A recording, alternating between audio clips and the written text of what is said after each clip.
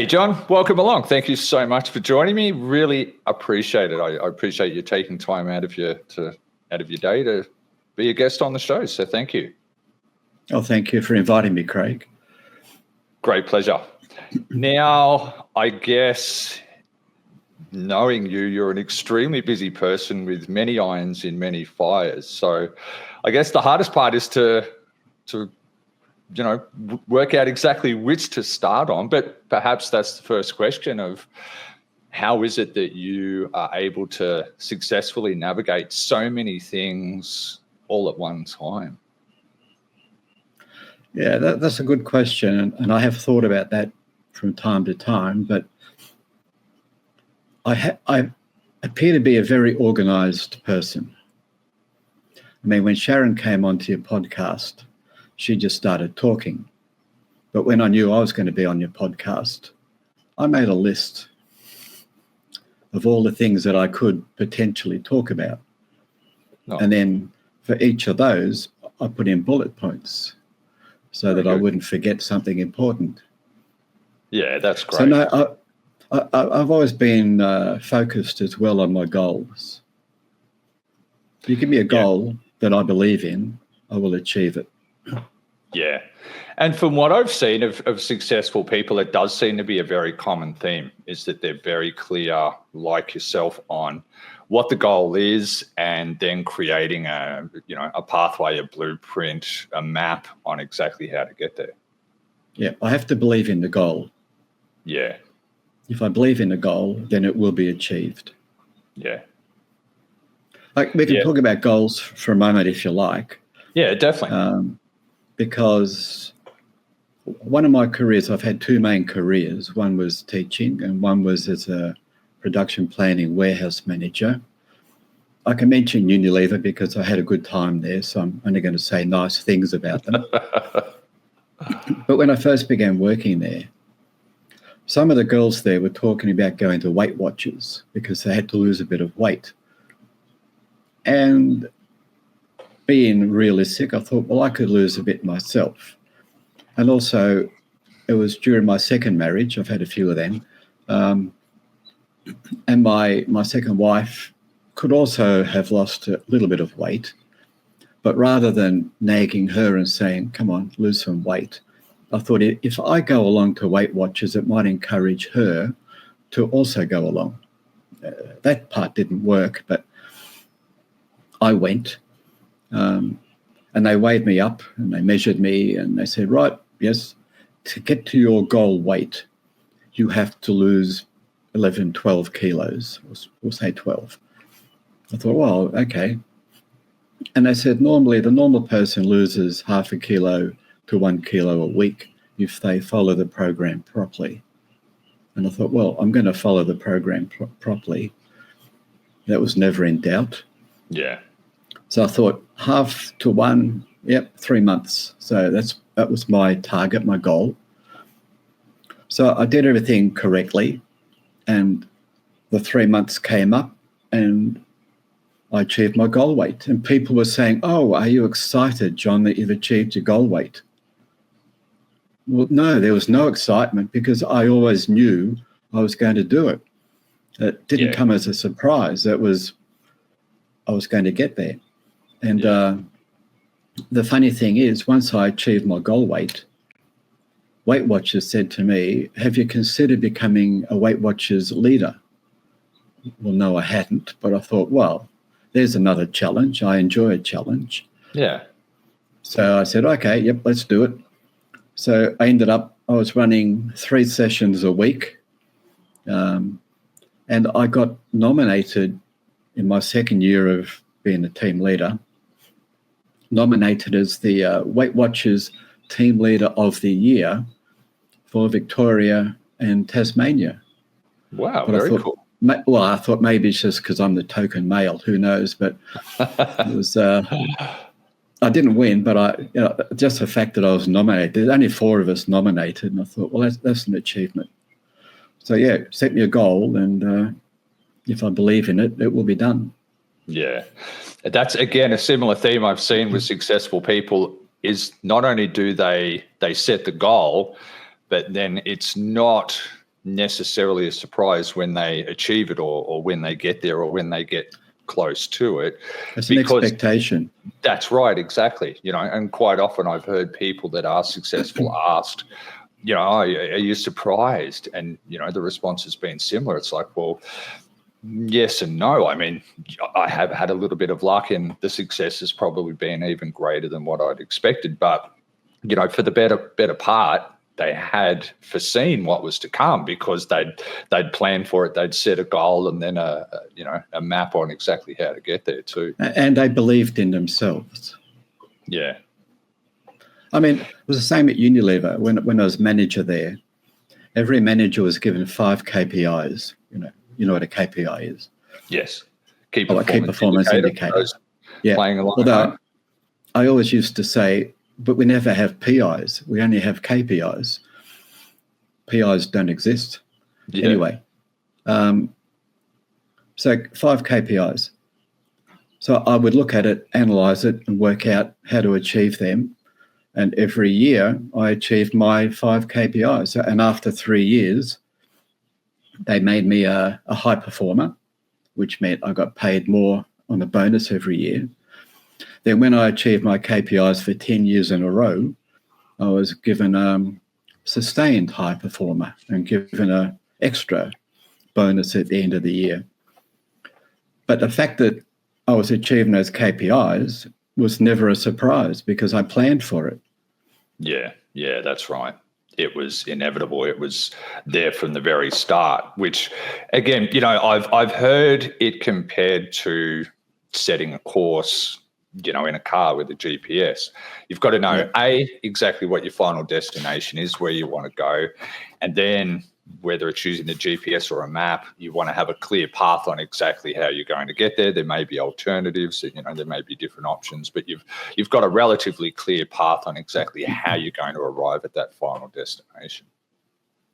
That's true, yes. But as I said, one of the important things, though, is to believe in yourself, believe that you are capable of doing it.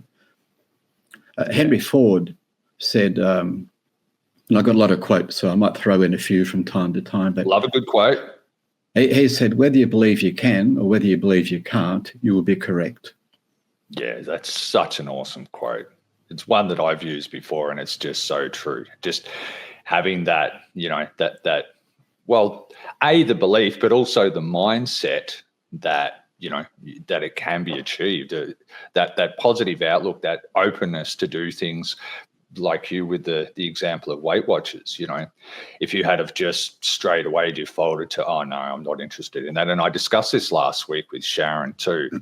It's like if you've got that openness, that willingness to just have a go, that's half the battle. Well, I hate being bored and I enjoy a challenge. So that was a challenge. And it was me pretty much and a room full of women. There were hardly any men came along. But they all responded well and most of them were very, very successful in achieving their weight loss goals because the manager, the lady I took over from, she was all very lovey-dovey, If one of the women came along and said, oh, I've been bad this week and I haven't achieved what I wanted to, she'd go, oh, well, there, dear. No, at least you're trying. Whereas I was going, well, come on, shape up. If you don't do it, you're never going to achieve it. I was like the hard taskmaster, and they tended to respond to that. Yeah, bit of tough love. Yes, tough love.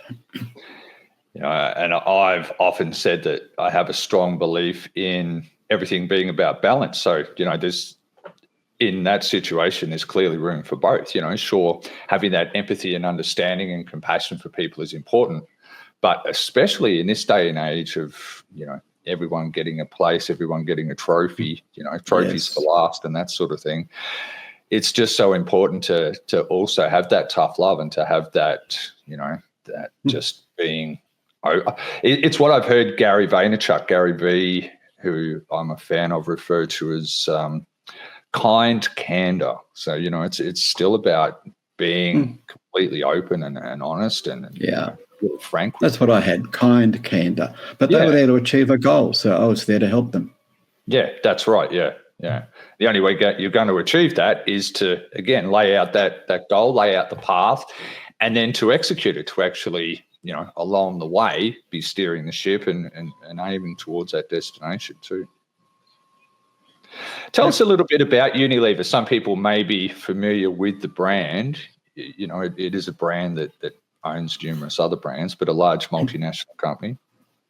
Well, I can talk about my journey through Unilever. Yeah, awesome.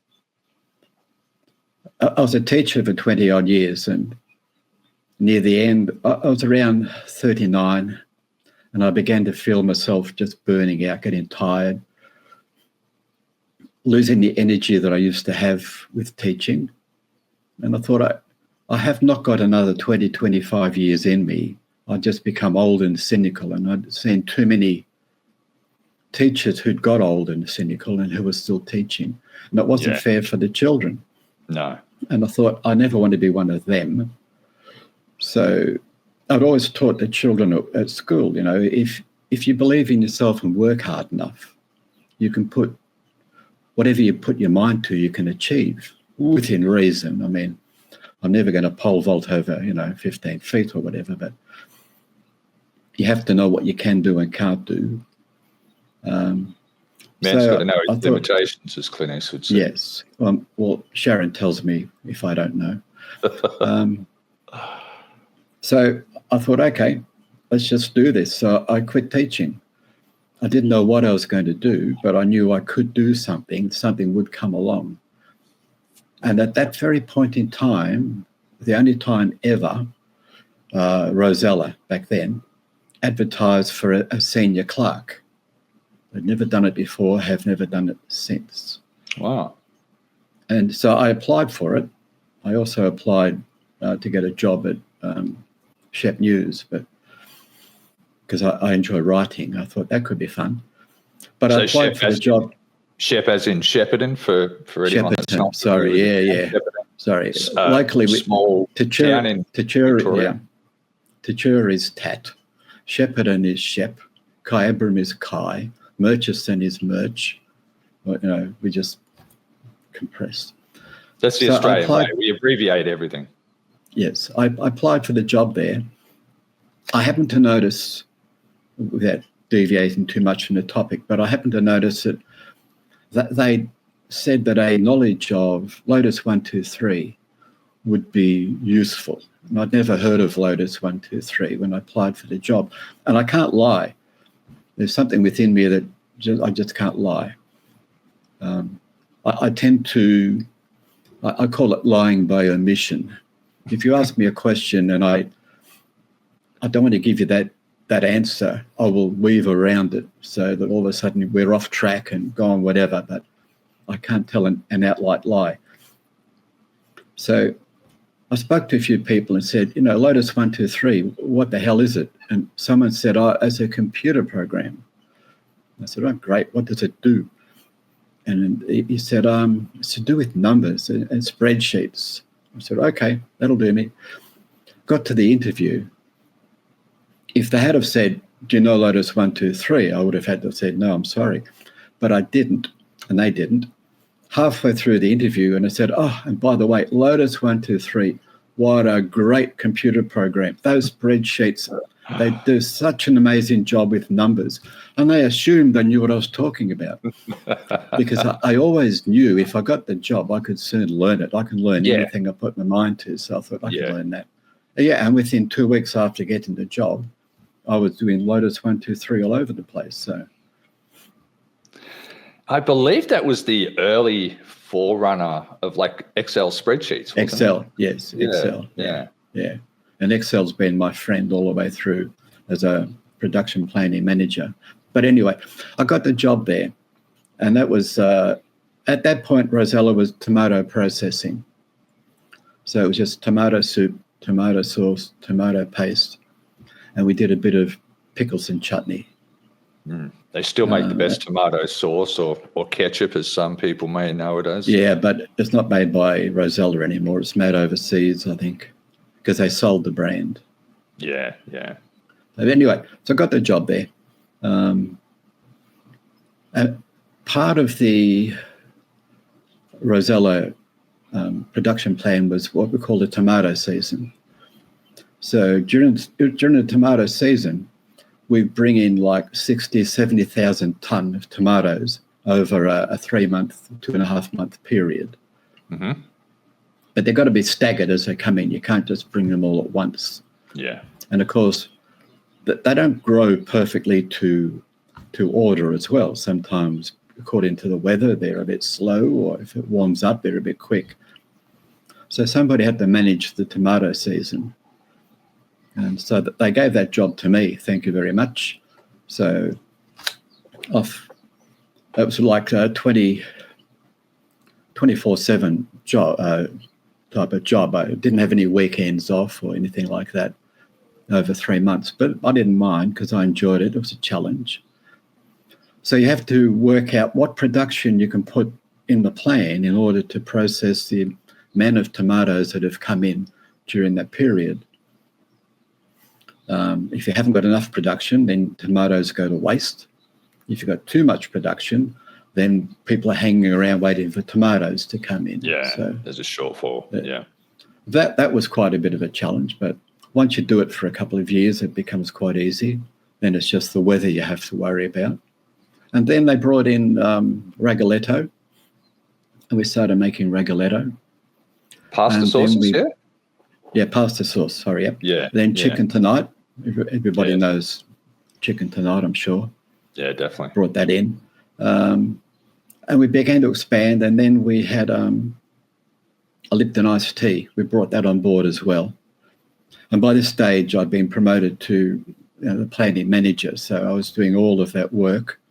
And, of course, they gave me the warehouse on top of that. Thank you very much. That was also more work, but I didn't mind.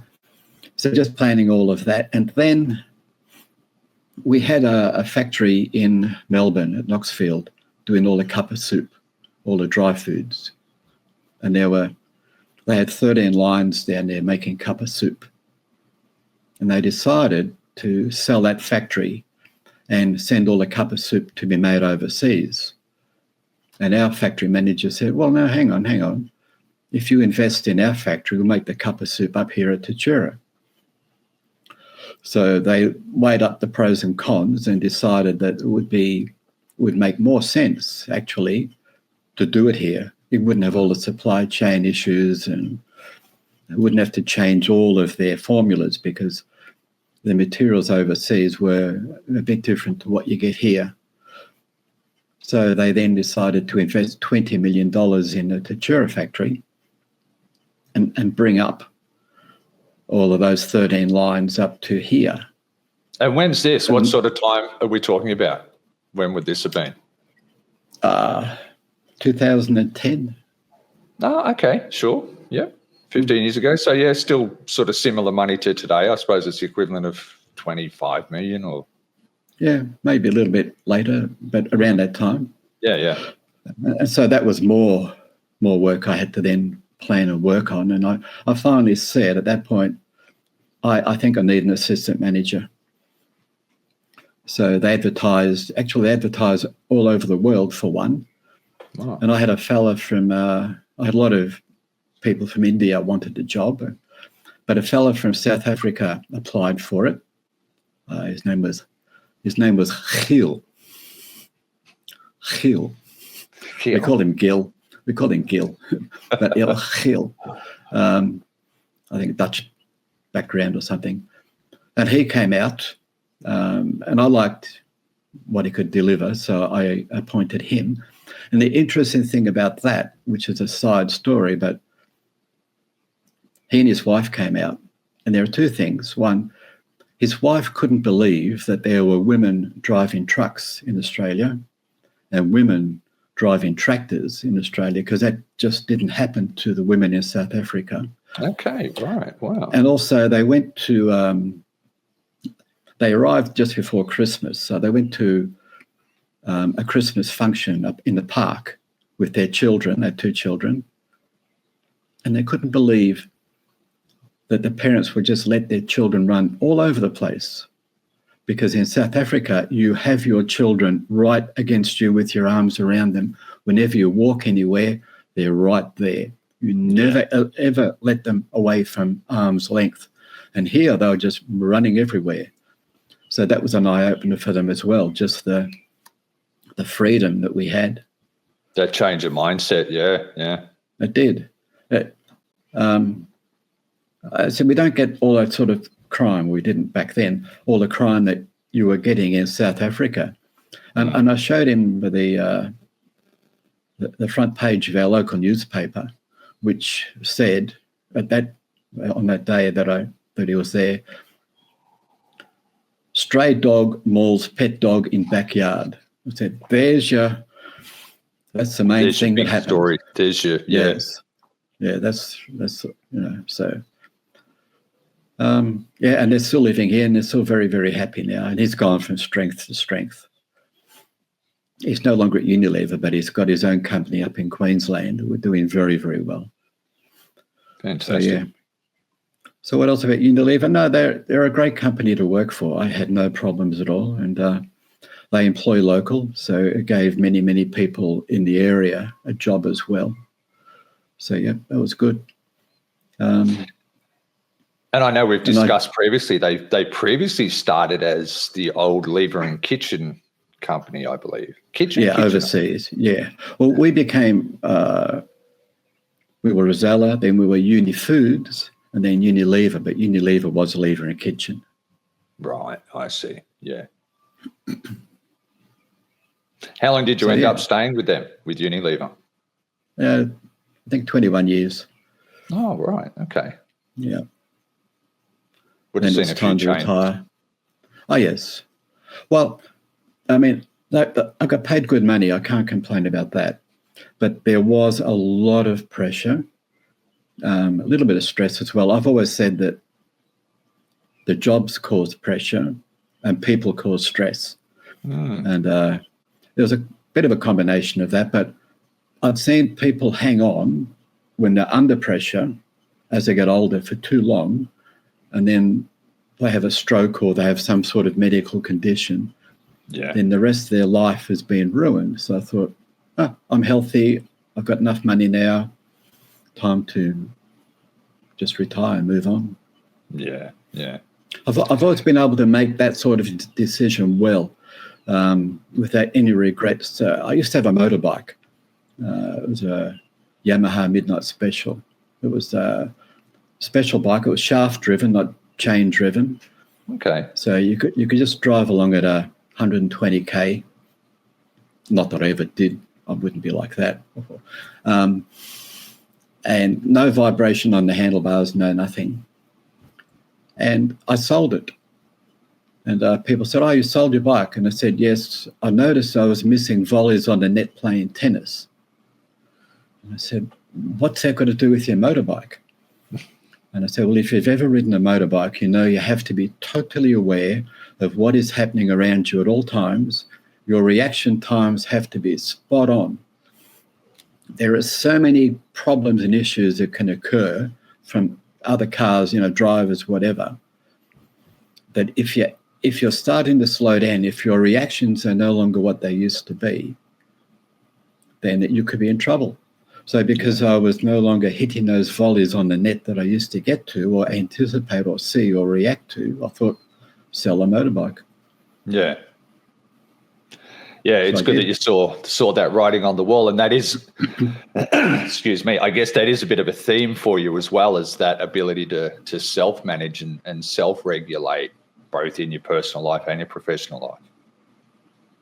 Well, hopefully. I mean, I know I'm intelligent because I've done the IQ tests and all of that. And I was going to talk about one of the books I've written talks about sliding doors. And one of the biggest sliding door moment in my life was when I was 5 years old. Okay. People think, well, how can that be 5 years old? Why is that a sliding door moment? But because I was quite clever at school when I was in prep, or they call it formation year now, my teacher asked my parents to come up to the school and they said, little Johnny's quite clever. We we're thinking of putting him straight now into grade 1. So I was half a year in prep. And so we'll put him into grade 1. That will challenge him a bit more. Yeah. Little Johnny didn't have any say in it, but my parents thought, okay, let's do that. So all of a sudden I was in grade 1. And then the year after I was in grade 2 with all the kids who were at least 1 year, some were 2 years older than me. Because I was a tall person anyway, I fitted in quite okay. But from a maturity point of view, from that point on, I was always a bit more immature than everybody else in my class all the way through primary school and high school, just because of my age.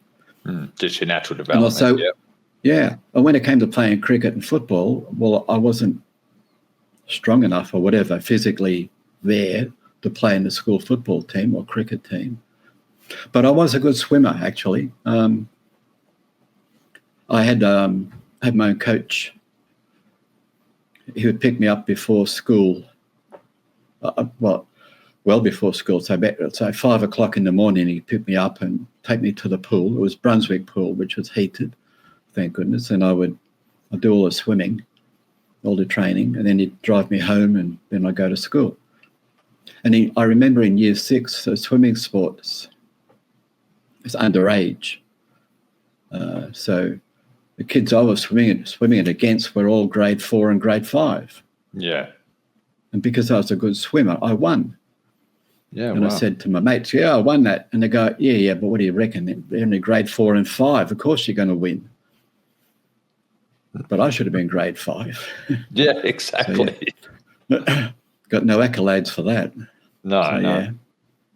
So, but what I was getting at was, so from prep on, I was now 1 year ahead of where I would have been if I had have stayed where I was. Yeah. And then if I'd have stayed in prep, we wouldn't be having this conversation. I wouldn't be sitting here talking to you. Yeah. I got to high school, went all the way through high school, decided to become a teacher, went to teachers college. And that was the last year of what they call the TPTC, the Trained Primary Teacher Certificate, which was only 2 years. Okay. 2 years. The year after, they brought in it was a different one, Diploma of Education, which was 3 years. Yeah. The same course, by the way, the same thing, but they just expanded it over 3 years. Wonderful. Yeah. So if I'd have stayed in my right grade, I would have got to Teachers College 1 year later and then done a 3-year course. Yeah. So I would have got out of Teachers College when I was 21. I got out of it when I was 19. So I would have then been 2 years behind my current timeline if I'd have stayed in prep. So all the schools I went to, all the people I met my first wife up near Mildura because I applied for a school up there. Yep. All of that would have changed completely. I would have had I mightn't even become a teacher. I could have, become something else 100%. Because of that one little change or major change when I was in prep. Yeah. So just slide indoors. You think about yourself. There are things that have happened that if you had gone on a different path, where would you be? Yeah, 100%. It's mind-blowing, the amount of cascading carry-on effects of just that one tiny little thing. Like you say, it's a sliding door moment that just has an ongoing effect on the rest of your life, literally. And we don't even know. I mean, I talk about the example of you're in the supermarket. This is just a minor example, but it works. And you've got a trolley full of shopping, and a little old lady comes up behind you with 2 items. I won't do that again. And you think, oh, okay, you go in front of me because you've only got 2 items. I've got a whole trolley. You're being nice. So you let them go in front. And being a little old lady, she takes forever to get her purse out, and then she can't remember her code for her card, and she potters around, and finally she pays up and moves on. But you're now 3 or 4 minutes behind where you would have been if you hadn't have let her go through. If you just kept going and left her behind you, you would have been finished 4 or 5 minutes earlier. which you think, well, that's nothing. That's a minor thing. But 5 minutes earlier, an unlicensed driver, high on drugs, out on bail, went straight through the crossroad where you would have been with your car at that very point in time. He would have smashed into you. Life is either very, very badly damaged or it's all over. But you never know that. And you'll never know. You would, No. 100%. So there are so many of these things that happen and you never know about it. Yeah. People that decided to turn left or turn right, people that were about to leave home and, I forgot my wallet, I forgot my phone or whatever, Yes. turned around, went back in. They will never know, but like you say, that accident that they may have avoided or, That's right. someone that they ended up meeting because they were there 3 or 4 minutes later than what they would have been, that again, you wouldn't have met that person otherwise. And they could end up being your best friend or end up being a, wife, husband, partner. It's bizarre, and you'll never know, but it's just one of those things that the changes, it's kind of that the concept of the multiverse they talk about, where there's literally an infinite number of options of the life as we know it, based on alternatives that could have happened in each and every second along the way, Well, I met Sharon just through that sort of thing. I teach guitar. And many years ago, I thought I'll go to the community house and just see if they need somebody there to run guitar classes. So I went along, and Sharon was the assistant manager there at the time. And the manager there, I went and spoke to her and asked if, they were interested in running a guitar course, a guitar class. And she said, no, we don't care about that sort of thing here. I said, oh, fair enough. And as I was leaving, Sharon had sort of overheard a little bit from her office, and she popped out and said, oh, excuse me, sir, what was that you're after? And I explained to her about teaching guitar. And she said, no, I think that would be a good idea. And she went back and spoke to the actual manager and said, no, I think we should do that. And she said, oh, fair enough, whatever. Wow. So that's how I met Sharon, that very point. Now, if she'd have stayed in her office and not wandered out to see what I wanted, I would have walked out that door and that was it. Wow. It's amazing. Sliding doors. Yeah, 100%. Of course, Sharon Handley, our guest from last week, who shall forever be known as #003, herself being #004. Yeah, look, Craig, just on that, Craig, I was hoping to wait a few more and become #007. I know. Look, it's going to be a highly coveted position. Yeah. Yes. Anyway, I'm sorry. Go on. I was just going to say, but quite the power couple that you both are too. You both. We refer to ourselves as a power couple. Oh, definitely.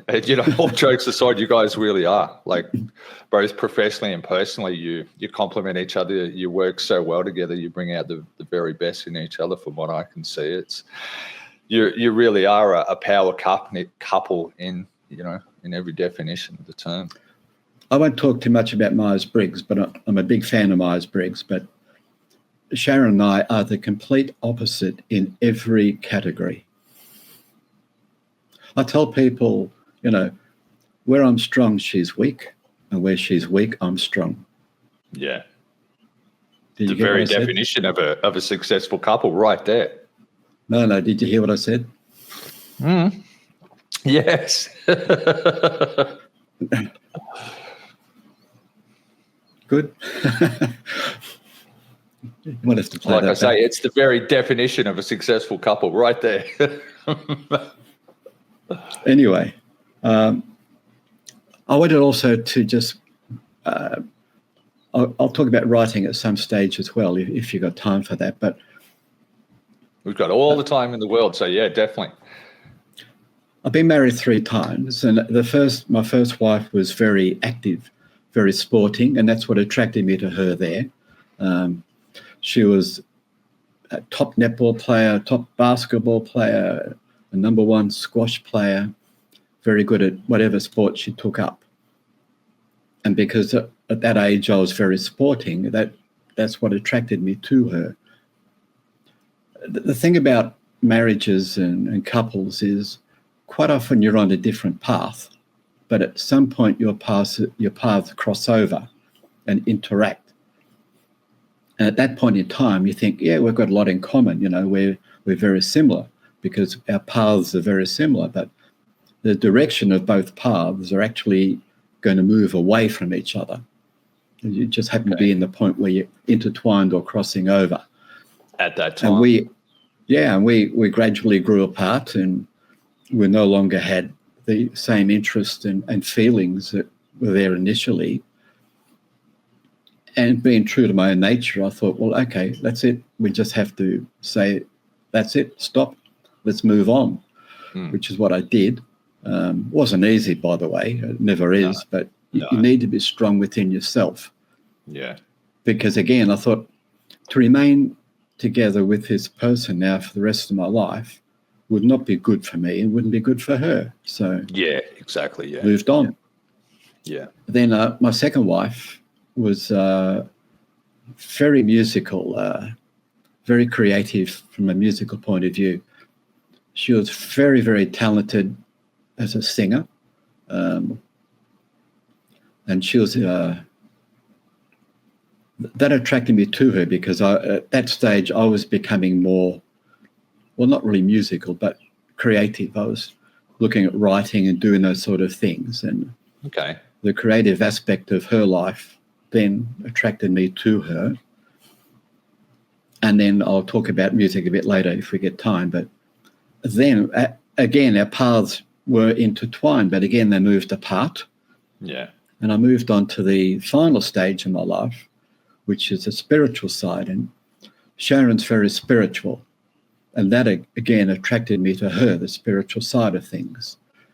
Because something happened to me when I was with my second wife, if you've got time for that story. Yeah, please.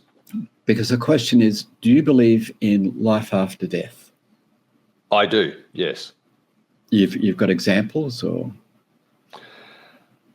No, it's more a case of it's just what I believe, not so much that I have proof or evidence of it. It's more a case of, sometimes you have to believe it to see it rather than you have to see it to believe it. It is, but something happened to me where now I know that there is something beyond our current physical side.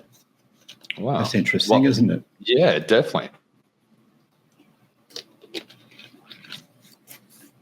And this happened to you personally? Well, there's a lady called Deb Weber. She's a spiritualist, and she talks to dead people when people have passed over. She'll be able to bring them up and talk to them. And Glenda, my second wife, was very much into that side of things as well. She used to meditate with candles and very interested. And just to go back a little bit, one of my ancestors on the Dutch side, my great aunt, was a medium. She used to go into a trance, and strange people would talk through her. And then when she came out of the trance, she had no idea of what had happened. Yeah, wow. My father told me about her. He said when he was in the Navy, he was in the Dutch Merchant Marine, he and a couple of his sailor buddies went round to my aunt's house. One of his buddies was rubbishing the fact that my aunt was a spiritualist. Not rudely, I suppose, but just being a bit derogatory. Yeah. And she had an old wooden table, had 3 legs and a screw top, sort of very, very old-fashioned. And she said to the 3 men, "You wind this table on as tight as you possibly can," which they all did. Round they went, wound it on. That was it. And she said, "Right, now you put your fingertips on the table," which they did. And she focused her mind, and the table began to slowly unscrew. So my father thought, well, there's something there. So when he told me that story, I thought, I wonder if I've actually inherited any of her abilities, because it's a direct line almost. Yeah. So in my 20s, I began to hold seances. I could actually focus my mind in a way that I can't describe. Wow. Because I don't know how I'd do it. But I would call up spirits to come to the seance, and they would come. And I was talking about that to my family one day, and they were rubbishing me. Come on, that's just, people are pushing the glass, that doesn't actually happen. Yeah. And I said, right, let's do one. Let's hold a seance right here in the kitchen table right now. So we cut up some cards with the alphabet and yes and no, all those sort of things. We got a glass in the middle. And for effect, we put a candle on top and lit the candle, turned off the lights, whatever. Now, my father said, no, he was watching TV. So he wasn't in the room. So I called up some spirits with my mind, and they appeared. We're asking questions. The glass is moving around. And my sister said to the spirit, what was the name of the lady that my dad went out with before he met Mum? And it came up I-V-Y, Ivy. And my sister said to Mum, who's Ivy? She said, never heard of Ivy. I don't know any Ivy. And my dad came out for a drink. And my sister said to my dad, who's Ivy? Who's this Ivy you're going out with? And he says, Ivy? Only Ivy I ever knew was the one I was going out with before I met your mum. Now, He wasn't in the room. Nobody else in the room had that knowledge. Wow. So I thought, okay, there's something in this sort of seance business. But then shortly after that, a lady told me that what I was doing was very dangerous because I didn't know what I was doing, which was clear. I didn't know what I was doing. She said I was leaving myself open for all sorts of bad manifestations that could come, through from the other side. What do they call that? The Master's Apprentice. Oh, there you go. Could be. The famous story. So I stopped doing seances. But I had that ability, just recall, that I could call up the spirits when I wanted to. So Deb Webber came to Shepparton to talk to dead people. And it was held at the Shepparton RSL, I shouldn't say Shep, at the Shepparton RSL. And there would have been a couple of hundred people in the big auditorium they had there. So I've gone along with my wife, Glenda, and we're sitting there and Deb's going through the routine. Is there a David? I want to talk to. I got a David, whatever. We'd been there about an hour and I was bored. And if I'm bored, I'm dangerous. I can't help it. Not in a good way. So, yeah. So I thought, wouldn't it be great if Deb came over and spoke to Glenda? That's why we're here for, surely, So I focused my mind as I used to. And I called up the spirits in the room. I commanded them, which maybe I shouldn't have done, but I commanded them to get Deb to come and talk to Glenda. And when I refocused, because when I focus, the outside world just disappears. And I'm in my internal world. When I came back into the room, it was all dead quiet. Wow. And I said to Glenda, what's going on? And she said, didn't you hear? Deb's not happy. She said, somebody in the room is channeling. Oh, wow. I think I know who that was. I didn't mention that. I didn't say it. But then Deb's gone, hang on. I've got a couple of spirits here who are most insistent that I come and talk to this lady. Truly, she came over to Glenda and said, there are two spirits who are saying, I have to come and talk to you. Now, how could that have happened? Yeah. If I hadn't have actually made contact with the outside, the other realm, who then brought Deb over to talk to Glenda. And then Deb just said, this is most unusual. That's all they wanted. That was it, because that's all I told them to do. Yeah. So Deb and Glenda had a bit of a chat about nothing much. Then Deb's gone back looking for, is there a Harold in the room or whatever? But that happened. Wow. Now, how could that have happened if there wasn't something there? Yeah. Wow. And what was your reaction to that at the time? Like, did that... Oh, great. No, I felt very pleased with what I'd done. But when I told Glenda about it on the way home, she was furious because I'd embarrassed her. I'd embarrassed Deb. She said, "Oh, you like the heckler who thinks they're more important than the comedian." I thought, I don't care. I know that there's something beyond our current plane, our current realm. Were you surprised that had happened? Did you feel vindicated, or you already knew that was? I knew. Yeah. Because I'd done it before. I was not surprised. I was pleased, mind you. Yeah. But I have another story, because people believe things all the time that actually aren't real. And I'll give you the story. I'll give you the story that people believe now that is not real. Yeah. It was when I was at Unilever. And I was playing in a band with my wife. We were a duo. She did all the singing. I wasn't allowed to sing for some reason, I don't know. But I just played the keyboard and the guitar. And we had a gig just off the Hume Highway at Wandong. It was an old hotel that had been converted into a reception centre. And we were playing there for a group that had employed us. We went there early to set up. And inside the building, the pillars weren't brick or concrete. They were tree trunks. There were like a half a dozen tree trunks up and down the middle of this big hall supporting the roof. Okay. It's most unusual.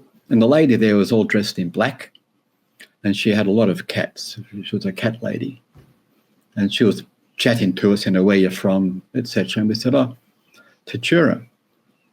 And she said, "Oh, that's most interesting." She said, an Indian fella just called in yesterday. The passenger in his car had to go to the toilet urgently. She was in a bit of trouble. So they called in here. And he said he's going to Unilever in Tatura to take up a new position, in the factory there. I thought, oh, wonderful. And didn't think any more about it. On Monday, it was announced that we were having a morning tea to welcome the new R&D person to the factory. So we've all gone along to morning tea, cupcakes and whatever. And the fellow's name was Nitin. So of course they called him Needle, which is very, they could have been more creative, but no, Nitin. So Nitin made a bit of a speech. Then he was being introduced to all our different groups around the room. And just before he came to my group, for some reason, the thought occurred to me. Don't know where it came from. Most of my thoughts just come to me without me thinking about them. As he shook my hand, I jumped back as if, whoa. And he'd gone, what? We've all gone, what? I said, I just had a vision. What? I had a vision. When I shook Nitin's hand, for some reason, I just saw this big room. And in the middle of the room, there were all these trees. I don't know why there were trees in the middle of the room, but I saw these trees. And there was a lady, an old lady, dressed in black. And she had cats. There were cats everywhere. And just in my vision, I said, I had a great aunt, she used to have, visions. I think, maybe. And they will go, Nitin's manager's going, come on, John, stop mucking around. What are you doing? Because I had a bit of a reputation, I'm sorry to say. What are you doing? Stop mucking around. I said, no, I had a vision. And Nitin, of course, is going, oh, my God, that's true. He said, that all happened. It all happened. And he said, yeah, there was this lady, there were tree trunks and cats. He said, it's true. It happened. I had to go there because the lady I was with had to go to the toilet. It's all true. And I said to the manager, I said, I've never met Nitin before in my life. This is the first time I've ever met him. How could I possibly have known about tree trunks in a building and cats and ladies in black? How could I have known that? And I gave the, because they're going, I don't know. And I gave the quote from Sherlock Holmes, which I've written down. Sherlock Holmes said, when you have eliminated the impossible, whatever remains, no matter how improbable, must be the truth. I told him that. Then I walked out. Dropped the mic and walked out. How could they disprove it? I must have had a vision. There's no way I could have possibly have known any of that. Wow. So even though it wasn't true, they believe it was true. That is gold. And tell me, did you do the big reveal or did you just leave them hanging with that? About a few years later, I went and spoke to Nitin and said, what happened. But all the rest, I never mentioned it. Oh, wow. They all think I've got this ability. They wouldn't shake hands after. Yeah, everyone's like, yeah, no, I'm good. I don't want to do it. Yeah, the high five, that's enough. Yeah, I'd prefer not to physically touch you just in case. Yeah. Spiritualism. It touches on a really good point, and something that I personally believe to be the case is that there are charlatans and there are genuine cases. And I think as people, we generally try to go to an all or nothing. It's like it's either 100% true in every case or it's 100% false. It's a scam. But I think the reality, again, coming back to that sort of a balance, is that there are cases where like whether you're talking about spiritualists or you're talking about mediums or clairvoyance or whatever the specific case is, that there are some genuine cases where people do have genuine abilities, and then there's some absolute charlatans and fraudsters, whether they're just trying to make money out of people or whatever the case. And unfortunately, the people that are genuine, therefore, don't get enough recognition because they're tarnished by the charlatans. I actually also read tarot cards. Yeah. I was going to ask you about the tarot.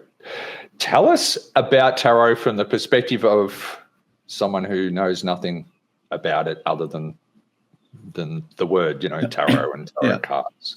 Well, probably going back to your point, probably more than half the tarot readers are charlatans. Who are just there for the money. They read the person in the room. They tell them what they want to hear, or they tell them very ambiguous.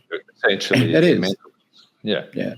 They tell them ambiguous things that could or could not happen, or that might mention half a dozen things, and if one comes vaguely true, they go, "Oh yeah, I was told that. Yeah, she's really good. That was that's how it should be." I actually went to when I was with Glenda again, we went to a spiritualist who was giving a talk about, spiritualism and all that sort of thing.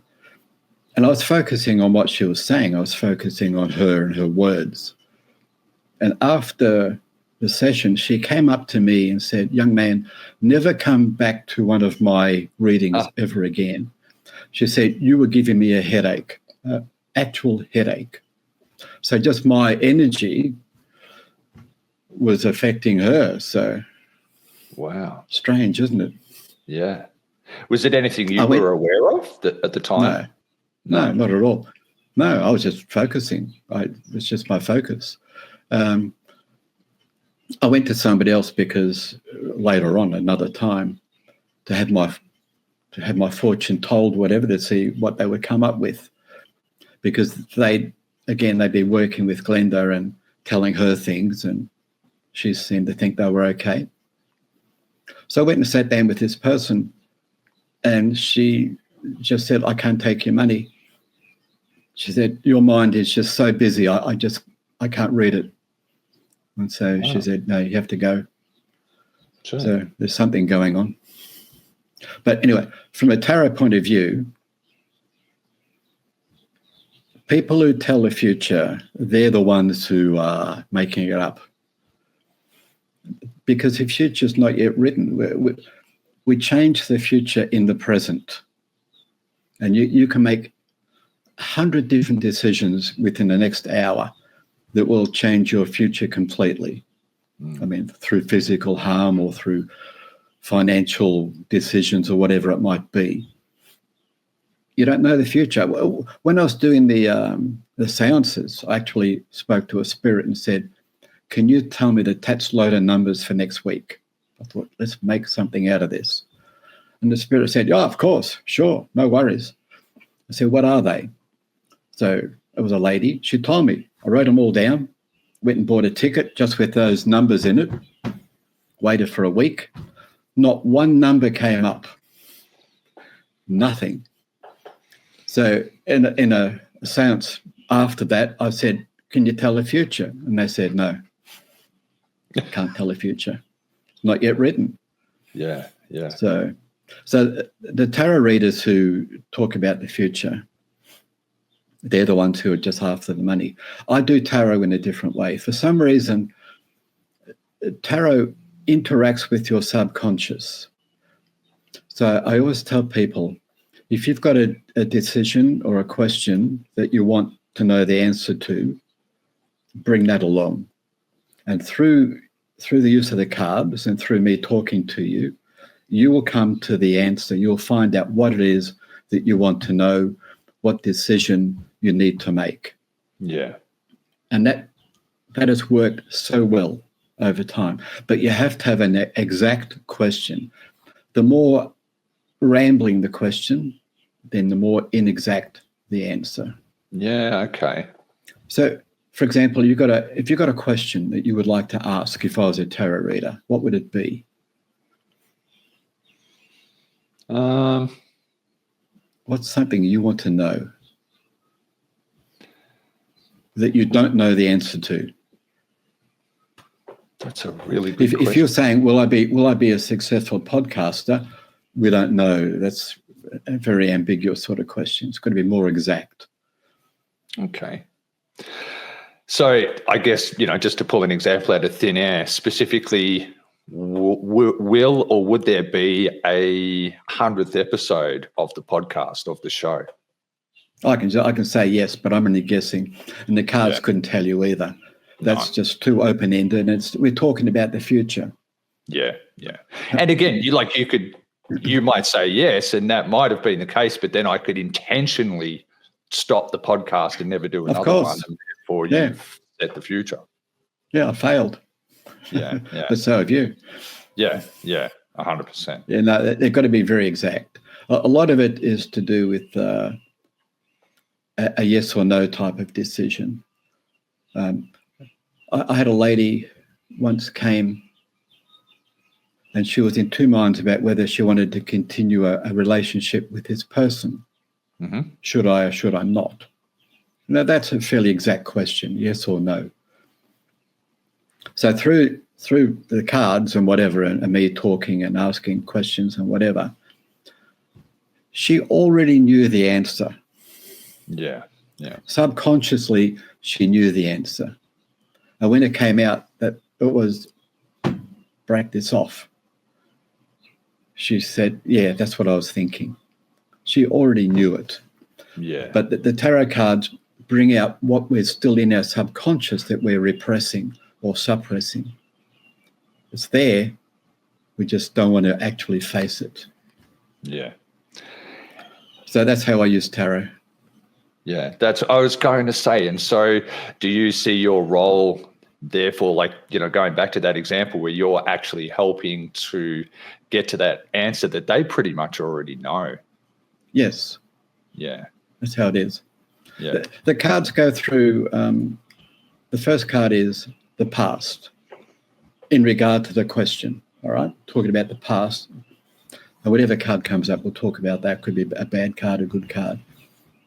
Then we talk about hidden influences in your life, things that are happening that you're not aware of, or maybe you're sort of semi-aware of. Mm-hmm. Talks about the present, what is happening in the present. Then we talk about what are your weaknesses, what are the things that you need to work on in order to actually become maybe a better person or more in control of your life. Then it could be what are your strengths, things that you're very good at. And then there are two cards that I end up with. One is, this is the outcome to your question. And the final card is one that I pick, because normally everybody picks their own cards. So their energy will choose the card. And I pick a card. And I tell them, this card has got nothing to do with your question, but this is a card that is important for your future that you need to be aware of. Do you know about spirit guides? Somewhat, yeah. I'm familiar with the concept. Yeah, you can either believe in them or not believe in them. But I have spirit guides and I know them. I have an ability to see other people's spirit guides. I don't talk about it very much because it's an uncomfortable thing, and most people think, oh, that's just, you're a lunatic or whatever. But in a tarot reading, my spirit guides are talking to the other person's spirit guides, because those spirit guides know the answer. They know what is happening. Yeah. So they will talk to my guides, who will talk to me, I will talk to her. It's called the golden triangle. Right.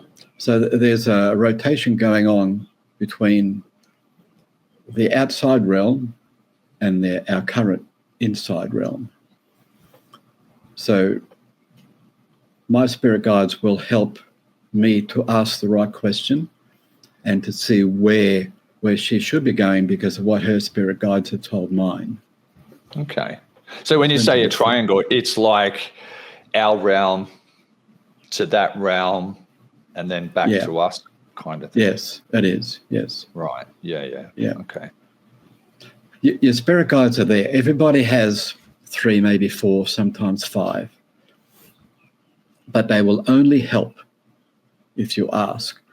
And we often call it a gut feel. I've got this gut feel, I don't know where it's coming from.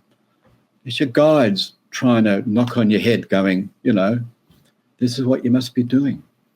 My guides, they just sit in the background drinking coffee and reading the paper because I hardly ever need them. They're happy when I've got a tarot card session because all of a sudden they're being used. They're like, okay, here we go. We're on. We're in. Because I don't need their help. I'm quite happy with my own decision making. But every now and then when I do, then I will ask.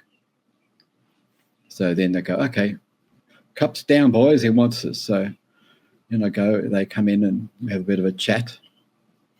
You've done meditation? I've dabbled with it a little. It's not something I've really done regularly or done a lot of, no. Yeah, I do meditate a little bit, nowhere near as much as I should. Yeah. My mind is very, very active and I have trouble making it quiet. But when I do meditate properly, I always meet this old man on a bench. He's just sitting there, just waiting for me, dressed in white with a beard. So I just sit down next to him in the meditation and we talk. And he gives me advice. Don't know where it comes from. Is it my brain just making it up or is it actually from the spirit world? And then I think, well, okay, thank you for that. And he always says it's been too long. Where have you been? And I think, well, I'm busy. Busy. Yeah, so in meditations is always there. Always there. Wow. Somebody said it could be your future self sitting there waiting to talk to you. Okay. So who knows? Yeah, wow. And when I see the spirit guides that other people have, is it just my brain, my mind making it up, or am I actually aware of them?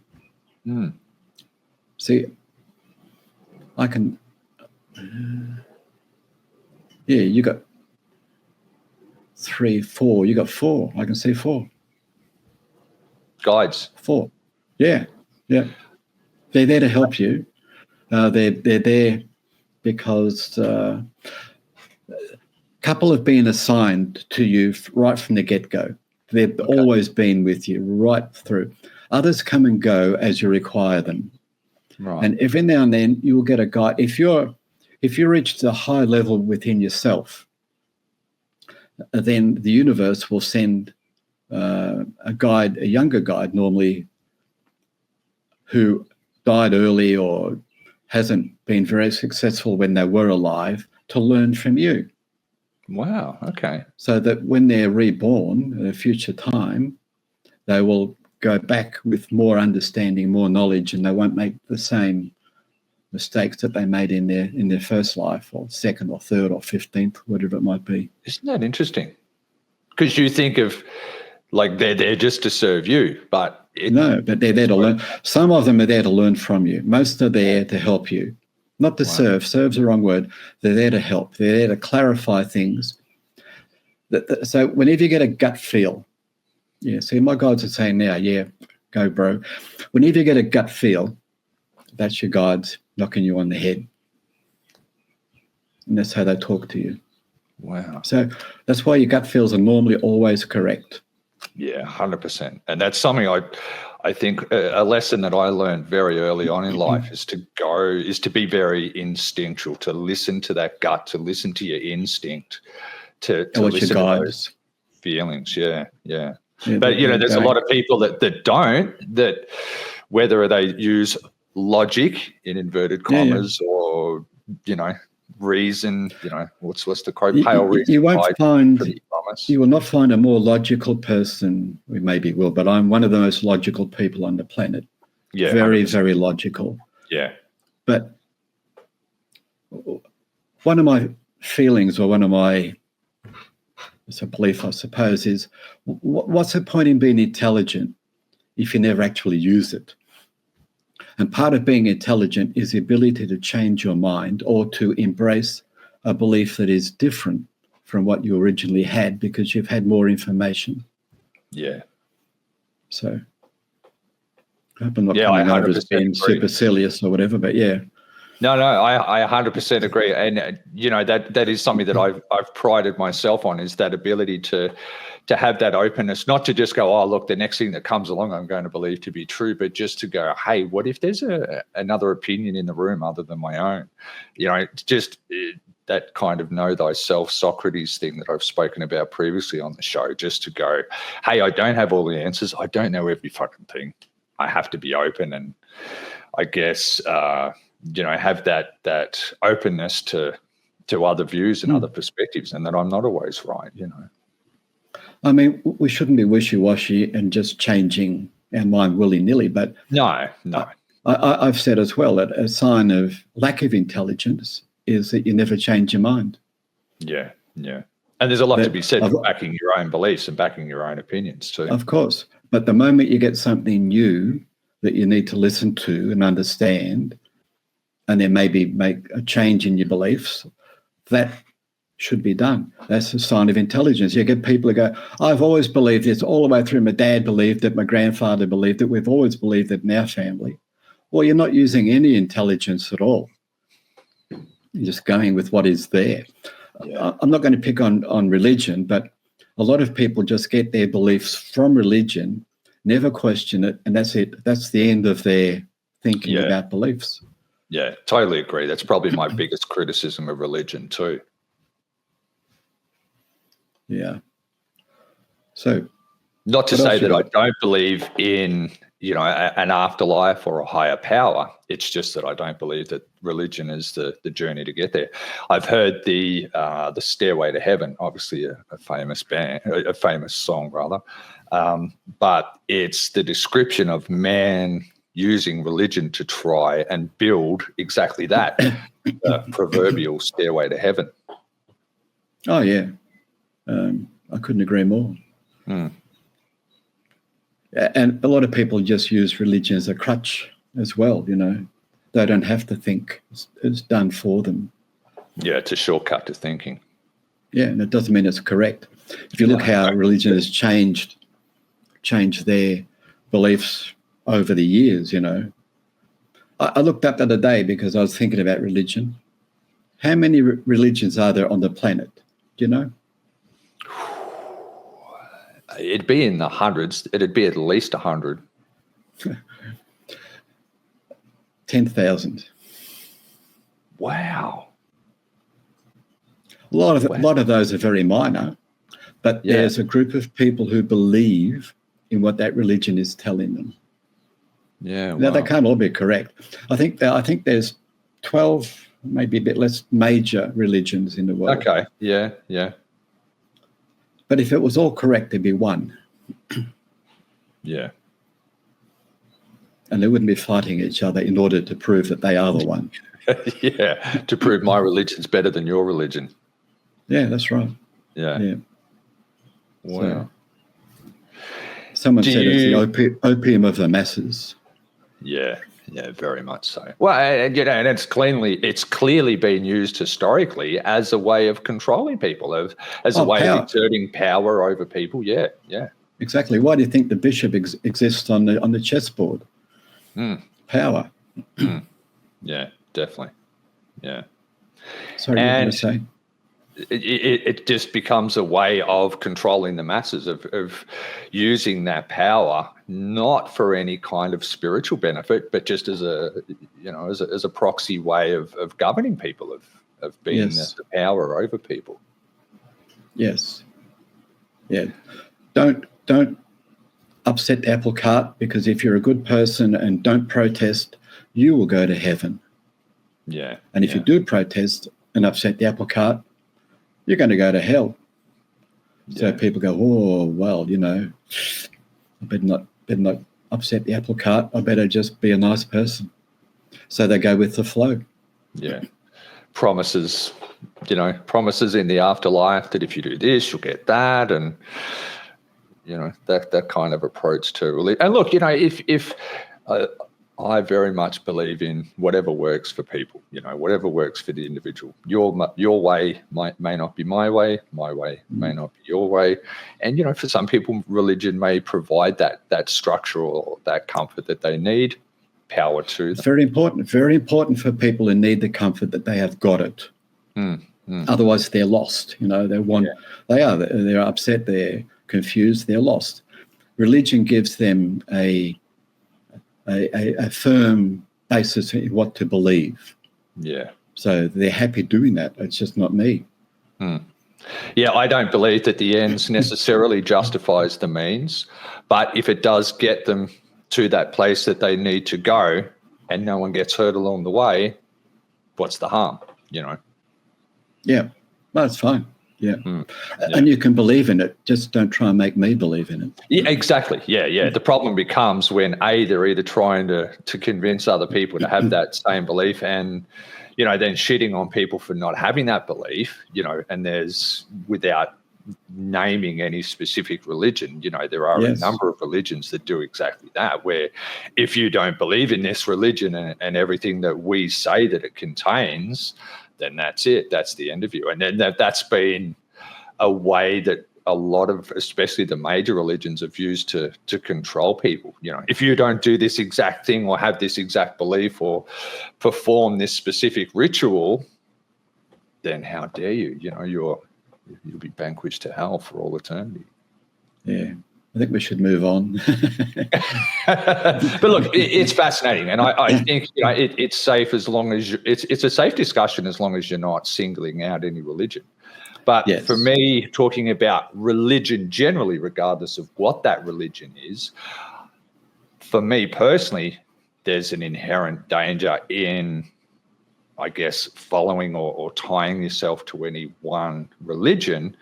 Not to say that I don't have beliefs or that I'm not spiritual or that I don't believe in an afterlife. It's just I don't believe in that stairway to heaven. I don't believe in building my own religion or set of beliefs to get there, Yeah, I mean, I believe in the 10 Commandments. So I believe in them. They're my beliefs. But I would have had them regardless of whether they were religious beliefs or not. Yeah. It's just who you are as a person. Yeah. So yeah, amazing. Back to the guides. Oh yes. Were they something that you were aware of? Because I find it fascinating. Were they something that you were aware of, like even as a child, or was it something that you became aware of later in life? No, later in life. Something I became aware of as a child, which was bit profound for me. I was 12 years old, and I realized one day I will die. As a 12-year-old, it wasn't a tenuous thing. One day I will die. Therefore, I need to do as much with my life as I could, rather than just let it drift by, which has sort of helped. I mean, I don't know how many 12-year-olds have that profound understanding that one day they actually will die. No. It's going to happen. It will happen.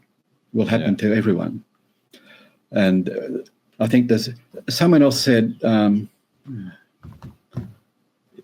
we all have two lives. I think it was Mark Twain. Okay. We all have two lives. And our second life begins the day we understand we only have one life. Right. Wow. That's fascinating. Hmm. Do you remember? Don't waste it. Was it a specific thing? No, definitely do not waste it. Yeah. And that's a lesson of itself, you know. Do you remember if it was something specifically that made you start to think about that? I mean, look, 12 is that kind of age where we are starting to question and to be curious and to look at things. Was there something specifically that made you look at your own mortality? No, it just occurred to me. Wow. It was just there.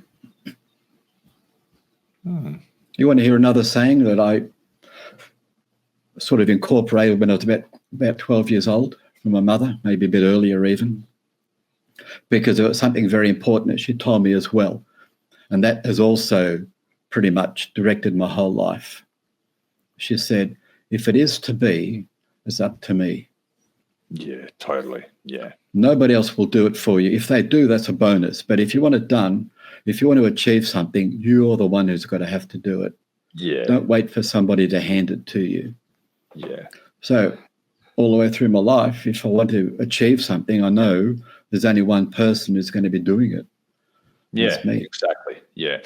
I heard somebody talking about this exact point in reference to, you know, The Secret. And The Secret works for some people, and there are elements I find in it that do resonate. But it's like you can't will yourself to suddenly grow wings and fly to become Superman. You know, you can fucking manifest that till the cows come home, but you're not going to sprout a red cape or wings and start flying around the place. You can use positivity and belief to move in a direction towards certain things, especially things that are actually can be done, that are achievable, you know, that are realistic. But it's kind of that thing of, it's not to say that we don't have a destiny, that there's not a certain amount of fate. Not that it's necessarily predetermined, but unless we meet things halfway, unless we actually step in that direction, you know, what's that famous saying that, what is it? Opportunity. What's the saying? Opportunity is where preparedness meets chance, or there's a saying, people will know the saying, but there's a saying, you know, you actually have to step in that direction. Things aren't just going to magically happen. It's not like The Secret where you can just go, oh my God, I'm just going to, you know, will myself to fly, or whatever the case may be, and it's going to happen. You actually have to be a willing participant in moving in that direction and making that thing happen as well. You have to meet, you know. I understand what you're saying, but I think there's another component to that, and that's energy. We all have a certain energy, and it's hard to explain or define.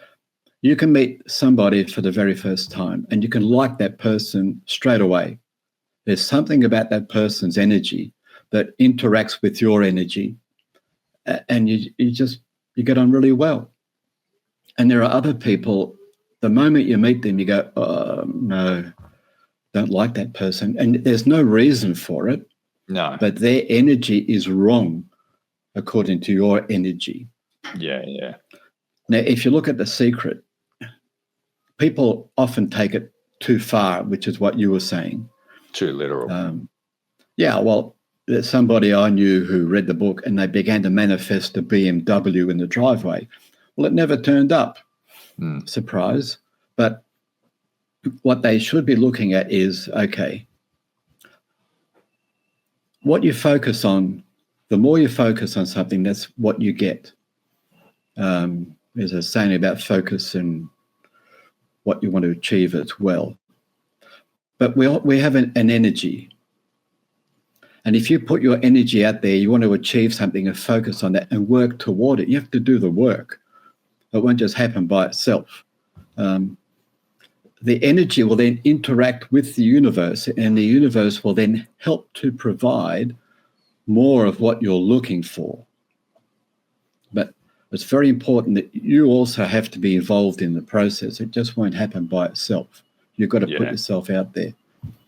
There was I think Jerry Seinfeld.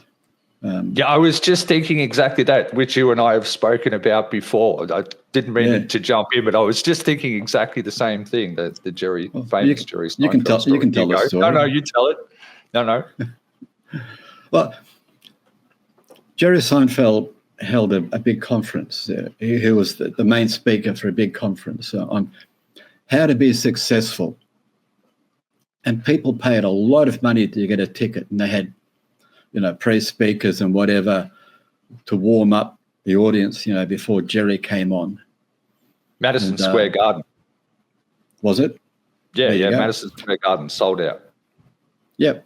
So these people have spent a lot of money. They're there, they've turned up, whatever, done all the speakers have done their bit. And here's Jerry clapping and cheering and whatever, and he walks out onto the stage and he says, the secret to being successful, do the work. And just walked off again. They go, what? Do the work. It's not going to happen magically by itself. So whether people complained or not, I don't know, but that is the secret. Do the work. Yeah. Otherwise, 100%. Forget it. Yeah, that's right. Was that how you would have told it? Yeah, definitely. Yeah. Yeah, apparently there was, the reaction was, it's Jerry Seinfeld, so it's a bit, and he's going to walk back out on stage. And it took about 10 minutes before people went, I don't think he's coming back. I think that was actually it. Do the work. Yeah. So the secret's all very fine, but you've got to do the work. But the secret of the secret is to focus on what you want to achieve, which is what I've always done. Once I get a goal, that's what I focus on. So 100%, yeah. And I was going to say, and that links back to the very start of our conversation of setting that clear goal and then setting out a roadmap on exactly how to get there. And look, it may not play out exactly that way. There may be certain obstacles that pop up but having that idea of where you want to go and then some kind of a roadmap on exactly how to get there, that's, that in itself is the secret. Yep. Planning.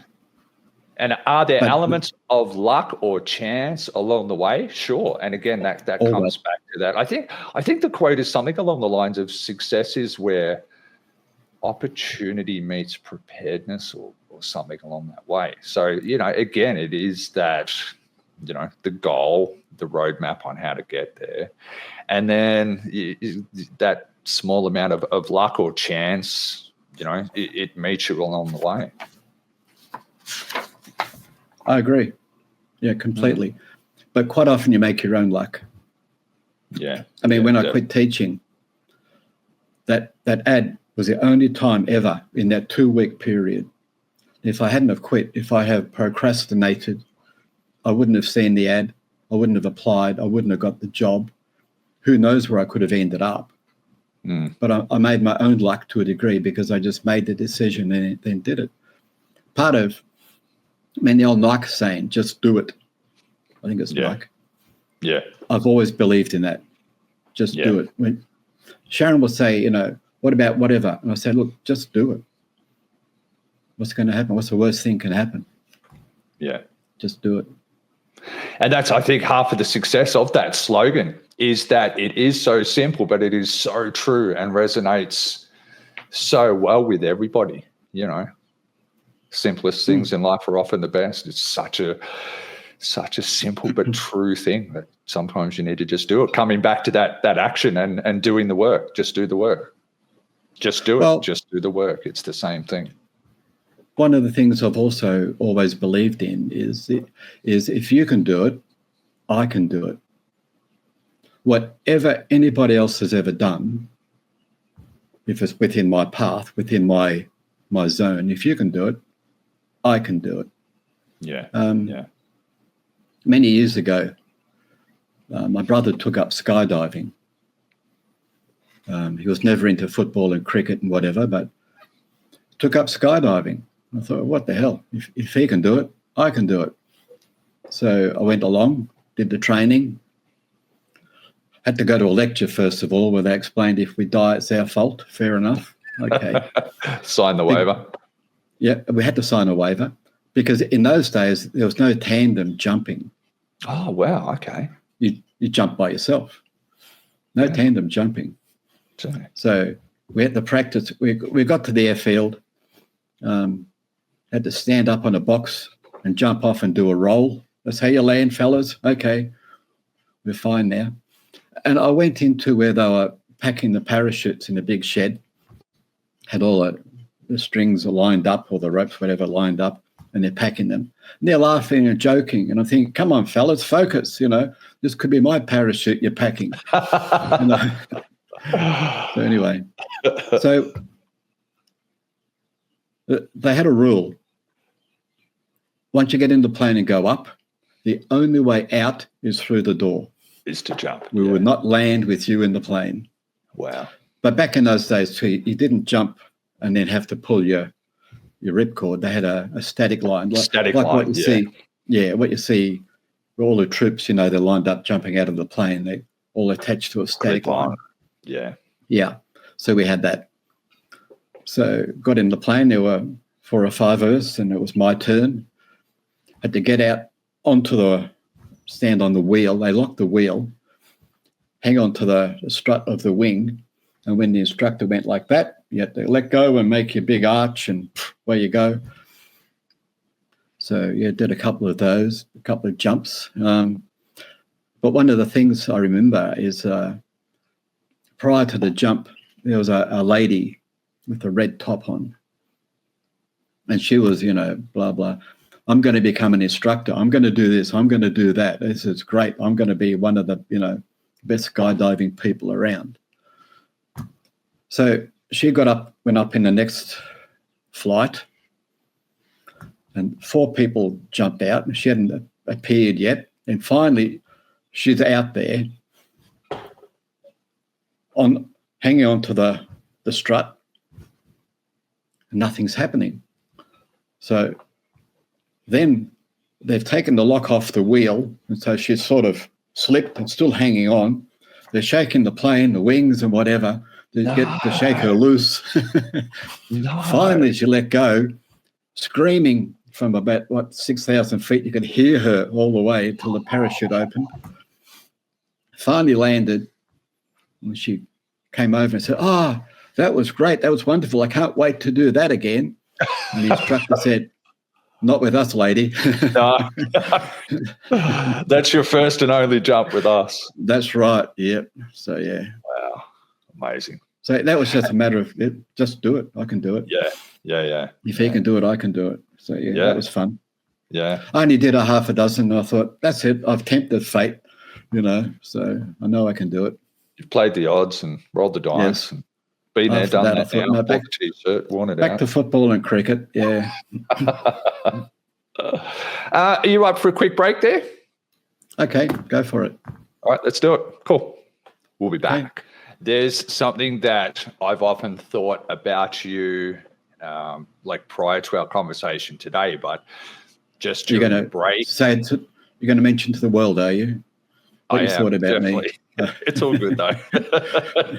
But it just struck me in the break, just reflecting on our conversation today, that one of the things that makes you so interesting is that you are not so much a contradiction, but you are a meeting of points where, for example, you are a very intellectual person, very, very logical, very methodical, and yet that intersects with your spiritual side, your philosophical side, it's quite common for people to excel in a certain area, whether they are very spiritual or very intellectual or very practical, very hands-on. But you are one of those people, it reminds me a bit of my own dad. He's very much the same, very smart, very intelligent person, but has built houses, can build things, can fix things, is very practical. He has that intersection as well. And it just struck me in the break, and it is something that I have thought about you before, that you are one of those people that does have, you do excel in multiple areas. You're not just very spiritual or very intellectual or very practical. You do excel in kind of all things. No, it's kind of you to say, but it just sort of happens. I don't go out of my way to, it's just what I believe in, or what feels right, or what the brain thinks I should be doing. Yeah. So. Again, coming back to that, I guess, instinct, and listening to your instinct, and being very aware of who you are and what you're all about. Well, apparently I've got very good guides. So there you go. But that Dutch great aunt I was talking about, she was very, very powerful, and she hangs around. But because she's so powerful, she has to sort of keep a fair distance away from me and the other guides. But she's there to help whenever I need it too. So I'm blessed in that regard. When you say she has to sort of hang back, why is that? Because of her power. She will affect the other guides. Ah, I see. Right. It's like this white light comes from her. When I look at her, when I see her, she's got this very, very bright white light all around her. Wow. Gee. And then it's conceivable that you, like you say, the elderly gentleman you sit down beside with the white beard, is that you? Is that your future self? Or maybe you could potentially become a guide for someone else one day too. Yeah.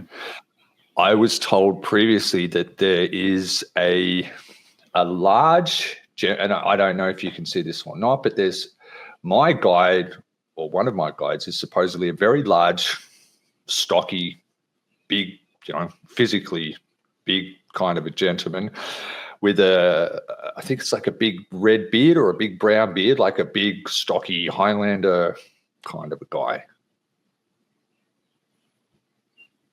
Supposedly, so I was told.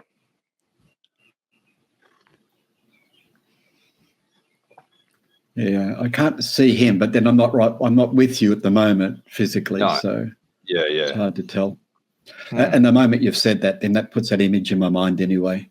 That's right, yeah. So then you're looking for that particular thing. Yeah. I mean, I saw a red Indian, but I didn't see the big stocky man with a beard. And the red Indian didn't have a beard. And there was like a Pakistani man there as well. Wow, okay. There was like a Scottish lady with an apron also there. A young girl who's there. She's there to learn from you. And there's another one, but is further back. I can't see him. So, yeah. Fascinating. Is it real? Is it just my brain making that up? Who knows? Yeah. Well, and again, it's just that making of it what you will, and being open to interacting with it and to benefiting from it as best you can. It's not something it's like the pushing the string analogy. It's not something you have to control or you have to manipulate or have that control over. It's just something that's there and just is, and you use it as you need to. And you said yourself, your guides are sitting back, reading the paper, waiting for you. Yep, I know, because I don't need them. No, I'm very self-sufficient. So yeah. Normally, I can resolve all my issues by myself. Make my decisions that I'm happy with by myself. But when I can't, that's when I talk to them. And so when you're doing, for example, when you're doing a tarot reading, it's then using the guides, it's tapping into that. Yep. I open up to them. There's a mantra that I go through that I say beforehand. Can you share that, or is it something personal? I'd have to go and read it. I'd have to go and look it up. It's just about being part of the universe, and allowing positive energy to flow through me, and have all negative energy just flow into the earth and nourish the earth, and to be kept safe, and to be guided whenever I can't make a decision, for them to step in and help. Yeah, wow. That is the basis of the mantra, but I'd have to tell it to you exactly. I have to go and read it. Yeah. No, that's fascinating. Wow. It's very cool. There's just so much that we don't understand. I think we have a tendency, whether it's the influence of society, to see these things as mutually exclusive. It's either like science or spiritualism, but quite often I think it's more the case that they are part of the one. Like, anything that we don't understand is magic. If you said to someone 100 years ago or said to someone 500 years ago about a car, let alone a self-driving car or a computer or the internet or AI, this would have been the stuff. Well, even say to somebody 30 years ago about our current phones. Yeah, 100%. Yeah, the phone technology, iPhones, whatever. Yeah. Oh, yeah. That was remarkable, Dick Tracy. 30 years ago, it was only in Star Wars, and 50 years ago, it was Dick Tracy. It was all, and that's kind of in reverse, because I think sometimes we can have scientists that can make these things, but they're not necessarily the people that have come up with the idea. We needed the great storytellers. We needed, George Lucas or, the people that did Dick Tracy to come up with the idea of, hey, imagine if you could talk into your watch and communicate with someone. For a scientist to then go, hey, we could probably do this and we could do that. And it happens gradually in steps. Look at and Jules Verne, H.G. Wells, all of those people. Yeah, exactly. Yeah.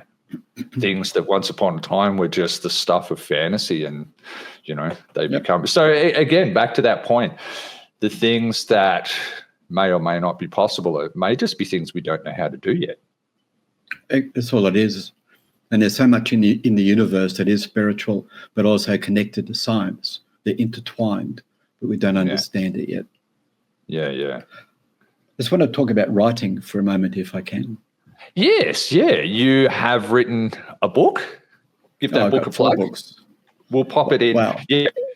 We'll pop the links down in the comments. Start with your first book. I should have brought them with me, but I haven't got them here. But the first book I had was an idea I had when I was in Teachers College. Some part of one of the courses we were doing. And the thought occurred to me, we are our memories.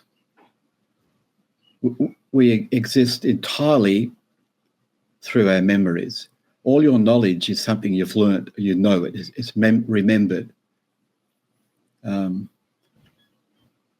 There's nothing about you that isn't part of your memory. And if you could transfer that memory from one person to another, if you could wipe out all the memories of the person to be transferred into, and you transferred all the memories into that person, does that person then become you? Yeah, because that's where a thought occurred to me. Hey, is it, or is it memories? Do they exist separate to your consciousness? They probably do, but with my thought, it was, okay, why can't we transfer knowledge, transfer memories? So you imagine someone like Einstein, who's on his deathbed, he's got another 2 or 3 weeks to live at the most. If you could then take all of his relevant memories, as I mentioned in the book, you don't want to transfer his time when he was having an affair, whatever, in Paris when he was 21. You want all of his exact knowledge. If you could transfer that into a young scientist on the way up, that scientist then doesn't spend the next 20, 30 years trying to get to the level where Einstein currently is. Overnight, that person has all the knowledge that Einstein had. So I called it memories to die for, because if you had the technology to transfer memories, if you put that into the wrong hands, say unscrupulous people, and if that person then if you are your memories, then you could live forever. It was just a thought I had. So it sort of resonated with me for quite a while. And when I turned 50, I thought, you know what? If I don't write this book now, it's never going to happen. And I had to go to Sydney for a conference for work, and there was a lady came out of the bookshop at Sydney Airport holding a book. And I thought, wouldn't it be great if somebody came out of the bookshop holding my book? Yeah, well, the only way that's going to happen is if I actually sit down and write do the work. Do the work. All I had was the idea. I hadn't even started writing it. So I started writing it. And we had a lot of boring meetings at work. I think most companies have all these boring meetings. So, and you have to go. So I would sit in the meetings with my notepad and pen, thinking about the next part of dialogue or the next part of the book I had to write, just writing it in my mind. And I would come to that's good. And I'd stop and I'd write it down. Now the person giving the talk or the lecture or the whatever go, oh, John's interested. He's making notes. He's really into what I've got to say. So I did a lot of my writing during the meetings. So that was good. And I finally finished it. And it was 370,000 words long. Because I thought, I'll know when I get to the end, because that will be the end. So wrote it, finished it. And you've heard of John Marsden, the author? Mm-hmm. He had a conference, a get-together at his place in the country, had like a farm. And we had Pan, all the big book publishers in Australia were attending. And we'd already submitted our manuscripts to them, and they would then come back and give us feedback on our manuscript. I thought, great, they're going to love it. They're going to be a star, going to be famous. And the lady said, it's far too long. You meander all over the place. There's no definite theme. Maybe you should think about flower arranging. I thought, that's not what I was expecting to hear. But then I looked at it logically, and that was far too long. My ego had gotten in control of my writing, and I was writing things that, they'll think this is clever. This is a witty thing to have. I had sub-characters, I had subplots, I had things all over the place, winding here, winding there. I was so clever. No, I wasn't. I realized I had to be true to my central theme. So all the subplots, all the sub-characters had to come out. So I went from 370,000 words down to about 250,000. Wow. And the lady had said 150 max. Oh, God, they've got another 100 to come out. Yeah. So I had to go back and rewrite, re-edit, take stuff out. There's a saying with writing, do not fall in love with your work. Because the moment you fall in love with something, it can never come out. And I had to take things out. So I just kept culling, kept taking things out, kept culling, kept asking, does this contribute to the central theme? No? Yeah. Out. Yeah. I got it down to 190,000, and that was it. I couldn't take any more out. Not without actually impacting the story, yeah. But I got to that point, and I knew that. But what I discovered was that Australian publishers only publish known authors, or they will do a biography of some famous person, autobiography. Yeah. So if you're an unknown person in Australia, forget about it. Exactly the same with filmmaking. Sorry to jump in, but exactly the same with filmmaking, both in Australia and internationally. You know, Hollywood's famous for it, that they only want to do the safe thing. They only want to bet on a sure thing. They don't want to take chances on the new or the up and coming or the yet to be discovered. It's become purely a business thing, and it's just all about safe choices. And it means that in both the case of authors and writers and filmmakers, that there's a lot of people that don't get the opportunity for that reason, is that, because they don't have a body of work already, they're not willing to take the chance. It's crazy. It is. I mean, there's a lot of self-publishing going on now, but that doesn't get to the wider audience. It only gets to wherever you can actually distribute. But anyway, I sent my manuscript overseas. I thought, well, okay, if Australia doesn't want it, maybe England or America, whatever. And finally, a publishing company in America picked it up and said, yeah, we'll publish it, which they did. That's how I've got the book done. Hang on. I thought there was one in that bookcase behind me, but doesn't matter.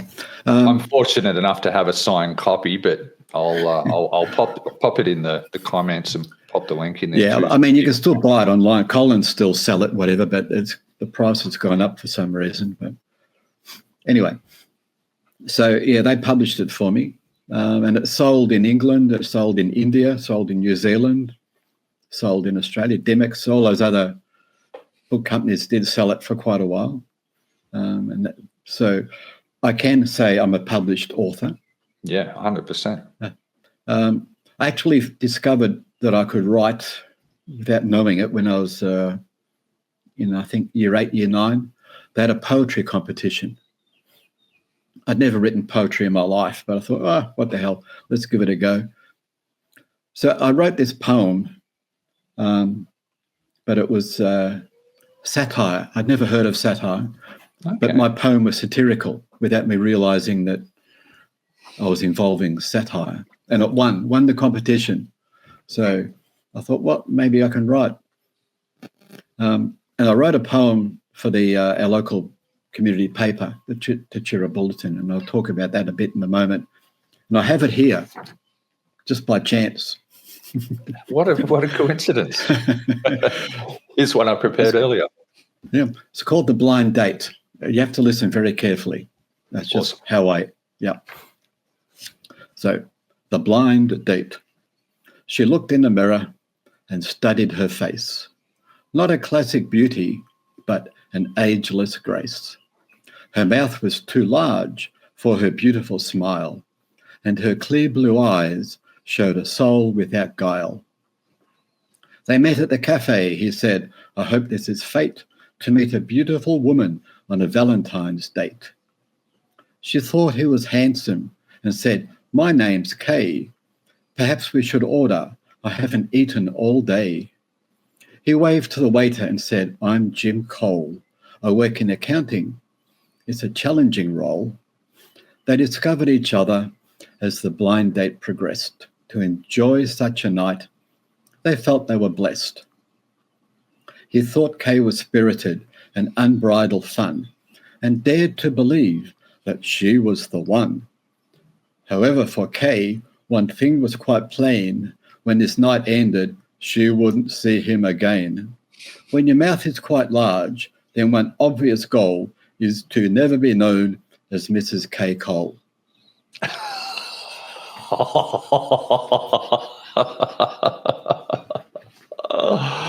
That's gold. The best part about it is you don't see it until the final line. That's right. How old were you when you wrote that, do you reckon? This one here? Yeah. 1 year ago. Oh, okay. Right. Wow. Oh, yeah. Because when I had my book published, I just retired as well. And And our local community paper, the Tachura Bulletin, invited me along to be part of the committee, thinking maybe my writing skills could be useful for them. But it was a very bland paper back in those days. It was 16 pages, black and white, newspaper type of paper. Yep. And they just talked about school issues and what was happening at the church and the local flower show, which meant that most people, when it turned up in their letterbox, would just chuck it in the bin. I mean, what they did back then was everybody in Tachura and surrounding areas got a copy for free. So it was all paid for by advertising. Yeah. So the more advertisers you could attract, then the more you could put into your paper. But because nobody was that interested in what they were talking about, not many people advertised in it. And the first year I was there, the president had health issues and decided that she was going to resign, retire, move away, go live in Shepparton. So they asked me to become president for some reason, who knows. These things just sort of always happen. So I said, well, if I take over, then we'll do things my way. That's how I operate as well. Yeah. So, we're fine. You can be president, do things your way. So I said, first of all, we're going to have more things in the paper that people who don't have children at school, who don't go to church, whatever, are going to find interesting. Yeah. So I implemented a short story competition and had people send their stories in, and if they were appropriate, we would publish them. Yeah. Which we did, and that attracted more attention. And I started putting... that exact model is today what they know as the attention economy. It's like bringing the attention, by having that attention, that brings the audience, and that's what allows it to keep going. Yeah. So we had 3 stories that were publishable, and after the third one was published, I thought, well, they went well, maybe I should start writing some. So I started writing my short stories, which I then used to do like one every month or two. And I made up word searches and Sudokus, and I put in quizzes, and I put in all sorts of things that would be interesting to people. Ma Merle appeared. She was a crotchety old lady who complained about everything, but always thought that she was perfect. I won't tell you who Ma Merle is, but she lives with me. And people loved Ma Merle for some reason. I was working at the community house, and they had the Italian ladies used to go there for bingo. And I was in there one day just walking through their room, and they said, John, excuse my Italian accent, but I'm going to do it anyway. Hey, John. I said, yeah, ciao. See, I know a bit of Italian. John, this is Ma Merle. We go to the coffee shop. We never ever see the Ma Merle. Where is this Ma Merle? I said, well, she's there, just not looking hard enough. Or you go there when she's not there, but she's around. She's around. We want to talk to Ma Merle. Yeah, so Ma Merle's been going for 10 years now. So I got involved with the with the Bulletin, president for the last 10 years. I just resigned recently because we were thinking about moving north, but we've changed their mind on that one. But I'm happy to remain resigned because of other things I want to do and work on.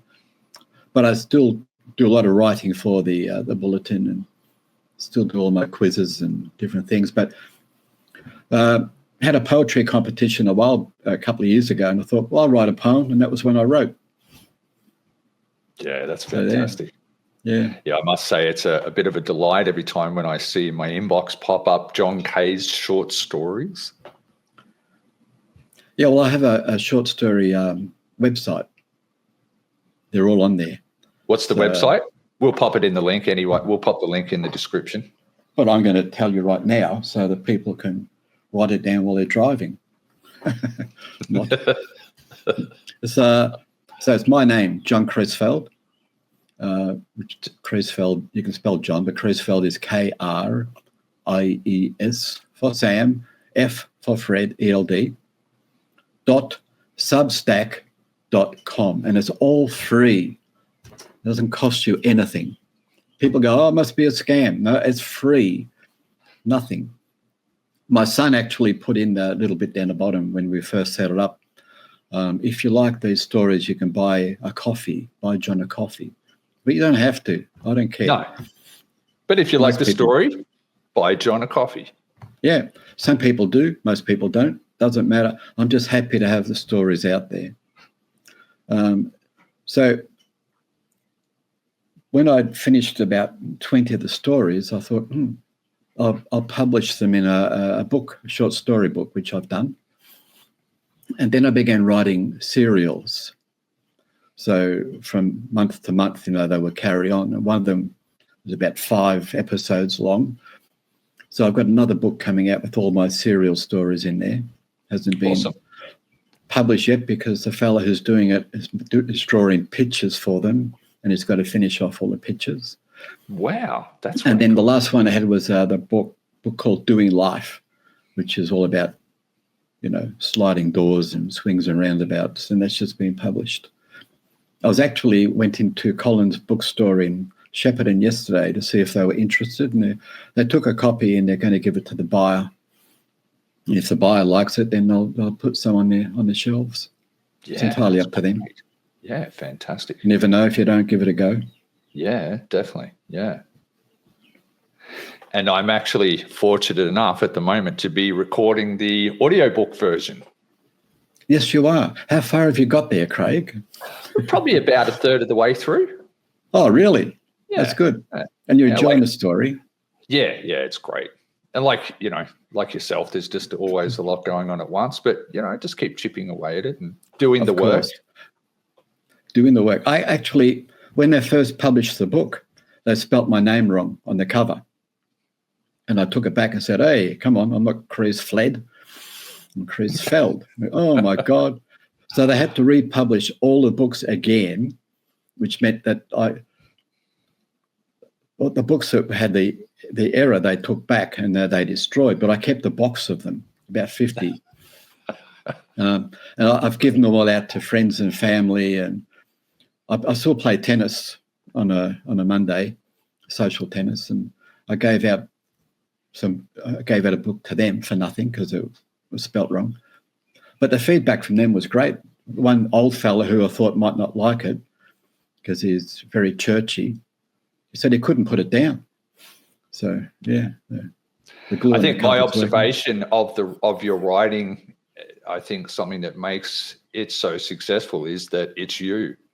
It's exactly your personality transferred into what you write. So it brings a little bit of you in terms of being quite deep, quite intellectual, but also that mix of humor, that a little bit of a dry sense of humor that you're quite famous for in certain circles.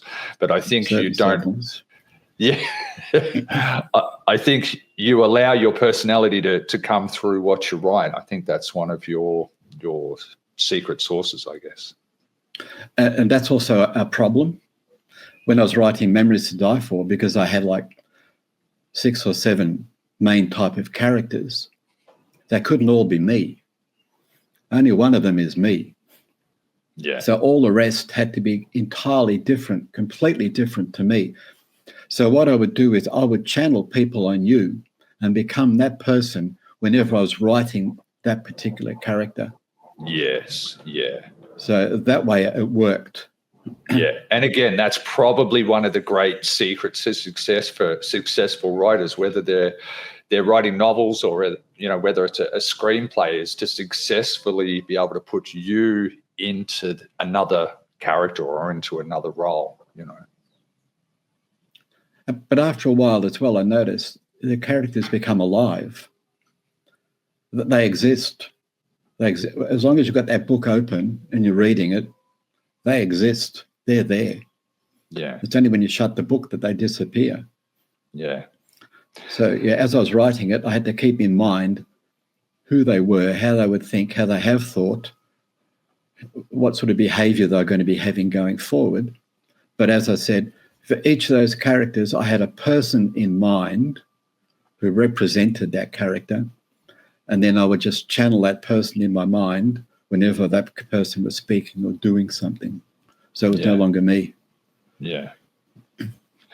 And I know from the perspective of someone who, as an actor, has played other characters that other people have written, that's another step again. It's one thing to write a book or to write a screenplay, and then the reader is creating the character in their mind, and it may not be exactly the same character there's no way it could be the same character you've created. It's the character they create in their imagination. The next step from that, whether it's a play or a TV show or a movie, is for an actor to give their interpretation of that character as well. And it's always very interesting to see, especially for writers, where they say that they're seeing that character and they're seeing the elements that they had written into the character come alive, but then there's this extra layer that the actor has brought to that role, to that character, that they either didn't see coming, or it is what they saw for the character, but then there's a whole nother layer to it that the actors actually brought to that character as well. Yeah. And that's very complex. Yeah. I mean, how often have you read a book and enjoyed it, great book, and you see the film and you go, hey, come on, that's rubbish. That's not the book. Yeah. Because you interpret that book in your mind, and what you're seeing on the screen is a producer's minimal interpretation of the same book. Yeah, 100%. Because they have to leave out so many elements in order to fit it into a timeline. Yeah. There's a really good example of that with, I've gone blank on his name, the guy that wrote the Reacher series. Yes, I know him. Yeah. Famous author. I've read all of Reacher, and I can't think of it either, but yeah. Yeah, well, I'm going to have to quickly Google it, Jack. Lee Child. Lee Child, well done. Look at you. Yeah. Who needs Google? Yeah. Exactly that. He originally wrote the books, very successful. People were creating the characters in their mind. Then went to the next step of it becoming a screenplay and being released as a movie. So it was Jack Reacher with Tom Cruise. Yep. Massively successful, obviously. Anything that Tom Cruise is involved is. Yeah, but even though Tom Cruise is nothing like Jack Reacher. 100%, yeah. And this was some of the criticism at the time, is that, Jack Reacher's this giant, big, burly, 6 foot. I think he's in the books, he's 6'6". Something like that, yeah. And, Tom Cruise, obviously, smaller, stockier guy, and massively successful film. Awesome films, loved them. They were massively successful everywhere. Then the next step from that, in recent times, it's been redone as a TV show with the involvement of Lee Childs directly. He even did a small cameo role in the show itself, but he's actively one of the producers, one of the, he's actively involved in the production of the TV series with Alan Rickson, who is actually 6'5", nearly 6'6", is, I believe, at about 260 odd pound at the moment. He's a big boy. He's a big boy.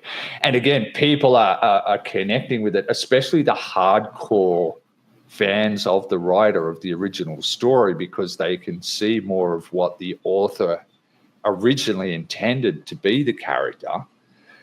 Alan Rickson, they feel embodies that character more than what Tom Cruise did. But I mean, look, and hats off to Alan Rickson. It's a great series, but he's paid full homage and full respect to Tom Cruise and said, hey, look, let's take nothing away from Tom Cruise. Without him, this would never have happened. It wouldn't have had the massive success that it's had. It probably wouldn't have had the opportunity to end up as a TV show.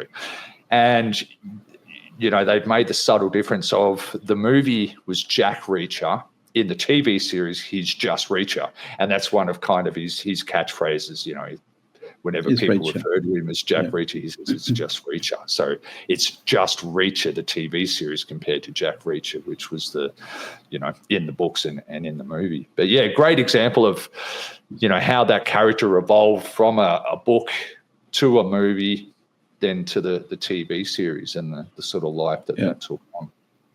There is a little addendum to that, in that Lee Child's latest Reacher book he wrote with his son. And it's not very good. Okay. It lacks the normal Lee Child sort of punch, panache, flow, rhythm. The rhythm isn't there. So I'd say the majority of writing was done by the son. And maybe Lee Child just did an overview or whatever it might be. Yeah, okay. But it doesn't have the same. Interesting. Yeah. Yeah, so that punchiness. I would never buy another one with both of them on the cover as the writers. Isn't that interesting? Yeah, wow. Gee. A lot of authors do that. As they get older, they co-write with somebody. You think you haven't written anything, you've just sort of put your name on the cover. I see. So if we see one of your books pop up with someone else's name on, yes, right. Don't buy that one. Don't buy it. Don't buy it. Going back to your first book, you mentioned about how you had to cull off some of the words, and then you were kind of looking at the central theme. Using only one word, what would you sum up the theme of that book as?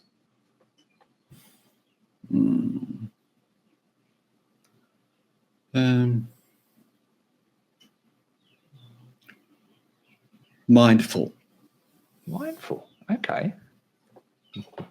Explain. Oh, it makes you think. Oh, okay. Yeah. Actually, I don't know if you've read that book. Have you read it all the way through? Yes, I have, yeah. Some years ago now, but yes. Yeah. But nobody has ever predicted the ending. No.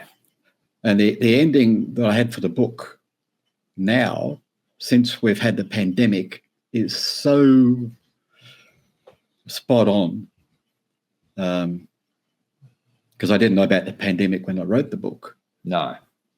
But the ending is very, very, you think, well, what the hell, You'd have to read the book in order to understand what I'm saying. But and I won't say any more about it to give it away. Because no spoiler alerts.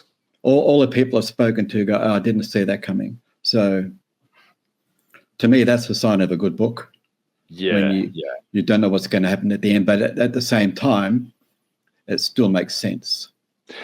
And isn't that interesting that you wrote that pre-pandemic, and yet I think one of the characteristics that successful writing has is that in a lot of ways the themes are very timeless, so that you can take something that may have been written 10 years ago, 50 years ago, 100 years ago, but the themes still play out today and are still very applicable today.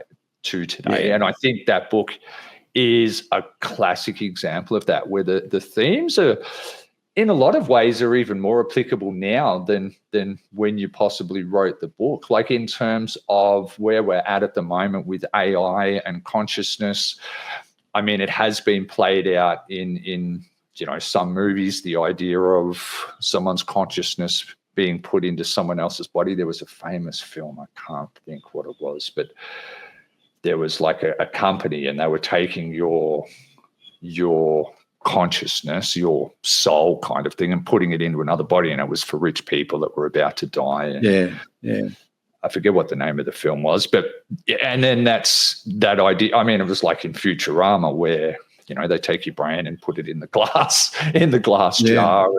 You are your thoughts, and you are coming back. Are you your memories? Are you your thoughts? Are you your consciousness? Are you your soul? That part of you that's not physical. And I think those themes, especially now with AI.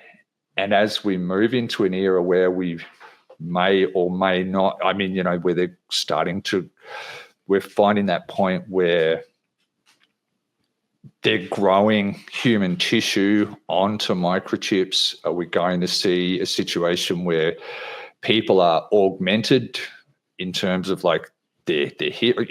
At the moment, it's like a set of goggles where it's like augmented reality, where it's a combination of what you really see and what the goggles are creating. Then does that evolve into becoming a microchip or implants or whatever the next step may be?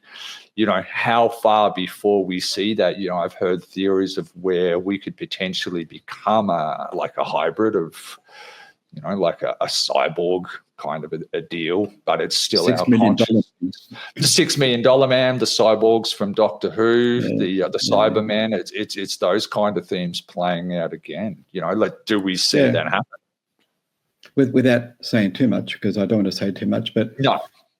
Artificial memory, could you make artificial memory? Yeah. If you understood the process of memory, could you make an artificial memory? Yeah. And having said that, I won't say any more. Read the book. Yeah, 100%, yeah.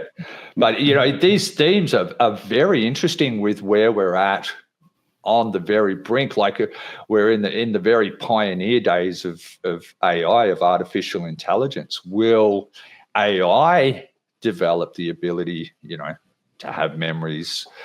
There's the big discussion, of course, will it develop self-awareness? Will it develop consciousness? Which then is the whole Terminator thing and, the kind of... Well, I was discussing that with Sharon just the other day. At what point in time in our evolution did we become self-aware? If you believe in evolution, then at one point in time you go all the way back to amoeba, and the single cells become double cells all the way through, and we became, apes, an ape-like person. Now, to chimpanzees and gorillas, are they self-aware? I'd say not. So at what point in our journey did we become self-aware, and how did that happen? I mean, I don't think my cat is self-aware.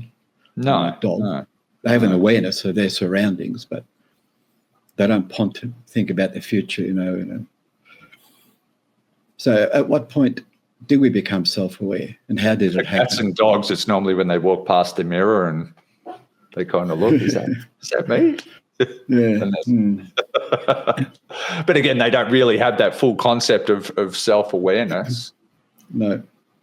Actually, again, talk about Sharon, I think she mentioned this in her podcast with you. Like 95% of people believe they're self-aware.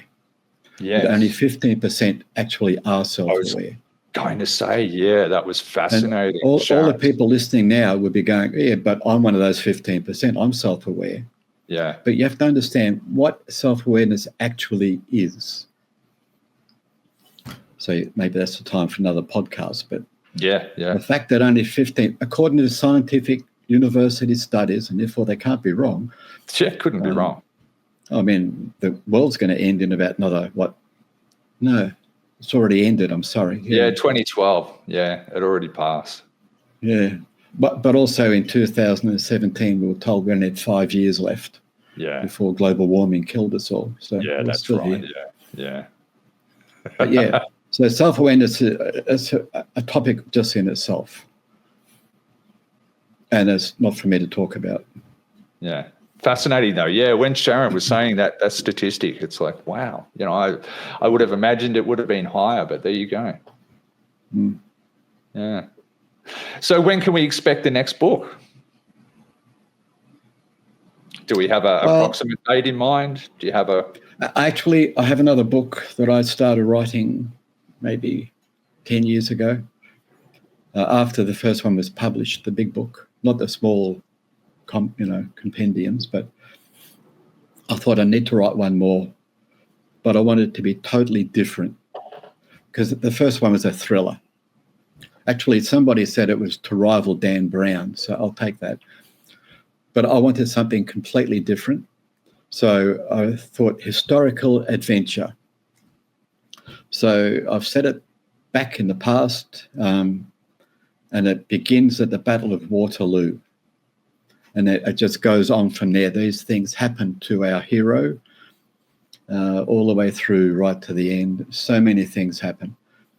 So yes, historical adventure. But I've got probably another quarter to finish off writing. Okay. I need to find time to do it. I'm very aware that I am aging. I'm very aware that the brain does start to disintegrate as you get older, which is why I thought I'll just go and do this IQ test and just see where I'm at. And where it came out, I was very happy with. So I've got. Do you wish to reveal what that score was? It said I was gifted. Well, you knew that. It came out at 134. Oh, wow. That's great. So that's not bad. Yeah. Not quite genius. I was a bit disappointed there, but then I knew I wasn't, so it didn't matter. So yeah, I want to finish that. I've never done one. I'm not sure exactly what mine is. I did one way back when I was 21, and it was very high. It was higher than that. So I figure over time the brain cells have started to diminish, but I was still happy for it to be at that level at my age now.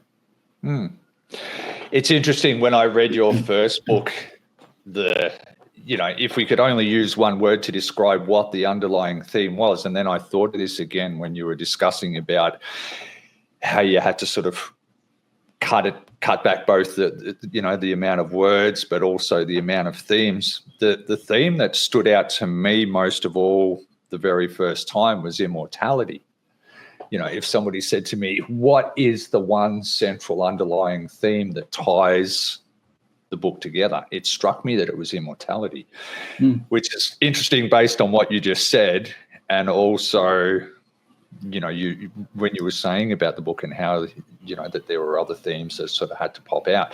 Well, that's why I was interested to ask you what you thought the kind of what struck you as one of the central theme of the book was. To me, it's very much immortality, which again ties back to what I was saying about timeless themes and how it's very relevant to today, that idea of our mentality and of evolution, and how does that play out with AI and augmented reality and all of these other things.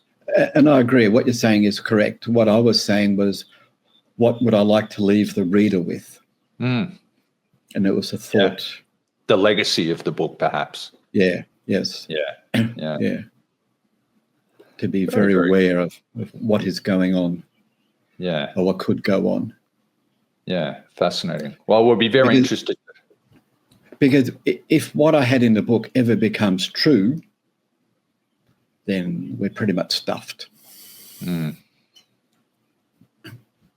Which again, you have to come back to what your belief system is, to your higher power, what your faith, what your beliefs are, and as to how that all plays out in the bigger scheme of things. Yeah, but no, not according to my book. No. So there's only one ending. If what I got in the book is true, there's only one way it can end. Yeah. So we'll see whether you're Nostradamus or whether it's purely a work of fiction. Yet to be seen, to be decided. Yeah. No, time will tell. Yeah. Well, we very much look forward to seeing the next book come out too. And once I can get it completed, the audiobook version of your book. No, that'd be good. I would like that to happen. Yeah, definitely. Just helps it to reach another audience as well. Yeah, I'll put my hand up and say I'm the first to find it a lot easier to read an audio or to listen to an audiobook rather than to actually physically read a copy. It's just, with so much going on in all of our lives at any one time, it makes good, which is the success of podcasts, because while you're driving or doing something at home, you can be listening and you can be doing that at the same time as doing something else, whether you're exercising or driving or whatever the case is. And it's just such an efficient use of time. I find I love audiobooks. Some people don't. Some people can't listen to audiobooks and they prefer the actual book. But for me, the audiobooks are just brilliant. Oh, it depends on the situation. If I'm driving on a long distance, an audiobook is great. Yeah. But if I want to read for pleasure, then I read. I don't listen. Yeah. Yeah, no, everyone's different. Horses for courses, for sure. Yeah. But yeah, look, we'll make sure that there's links to all of your work, and that people can find access to all of these things and know where to go for sure. And you've given us the website, so people can already be looking that up as well. Oh, of course, yeah. I'm expecting to have more people, more traffic. Yeah, definitely. You and me both. I think I got 50 at the moment, and I was hoping to get 100, but 50 is halfway there. Well, everyone, jump on it. We'll put the links in the comments. Jump on and sign up and check it out, and let's get it up. Yeah, exactly. Unless they want to buy you a coffee, let's get it up to 100. Yes, thank you. Awesome. Anything else you want to touch on before we sign it off? How much time we got? All the time in the world, as much as you want to talk. Can I talk about netball? Let's do netball. Let's talk about netball. Netball, because for some reason, I appear to be a good netball coach without really knowing why. It just sort of happened. When I was at Coburg Primary School teaching there, our netball team needed a coach. And nobody put their hand up, so I was looking after grade 5, so I thought, well, I can do that. And there was a fella there who used to coach netball. He was very good. He just didn't have time to coach.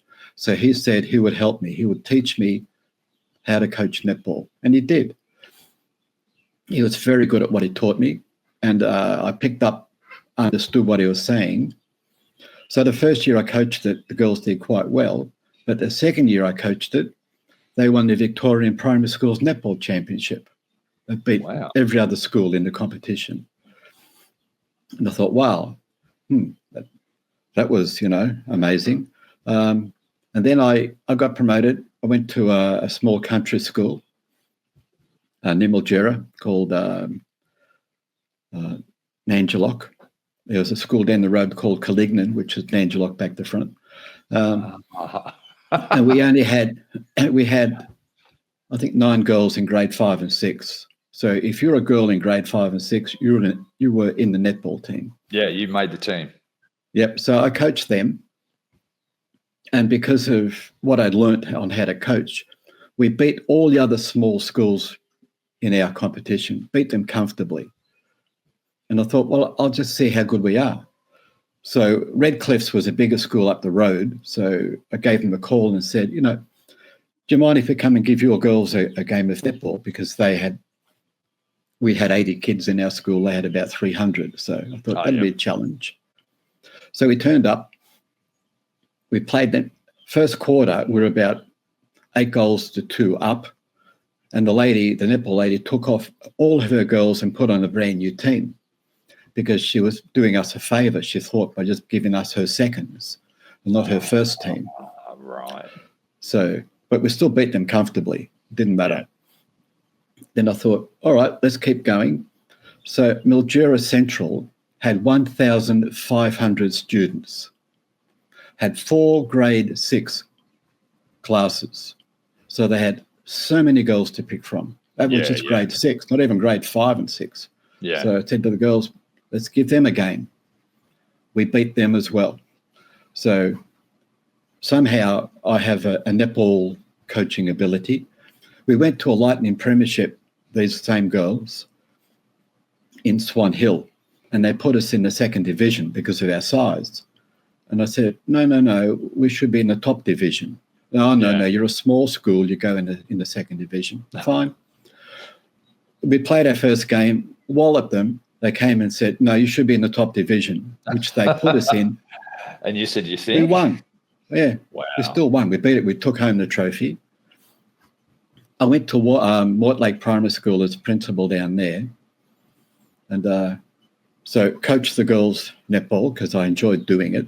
And I had a grade 5 team and a grade 6 team. Coached them together, but grade 5 and grade 6. And we beat the other schools in our area. Then we went to a big one-day tournament in Warrnambool. And so I took down my grade 6 girls to see how they would go. And I took my grade 5 girls down for experience. Yeah. And they were in 2 separate halves of the draw. Guess who played off in the grand final? My grade 5 girls against my grade 6 girls. I was going to say, this ended up a grade 5 versus grade 6. What I thought, gee. So what I'd been taught by this fella, what he taught me was really good. And then I hadn't coached. I quit teaching, so I stopped coaching netball. And I hadn't coached netball for about 30 years. And I was tutoring a girl. She was in grade 4 at the time. And when she was in grade 5, she said, she just joined the netball team.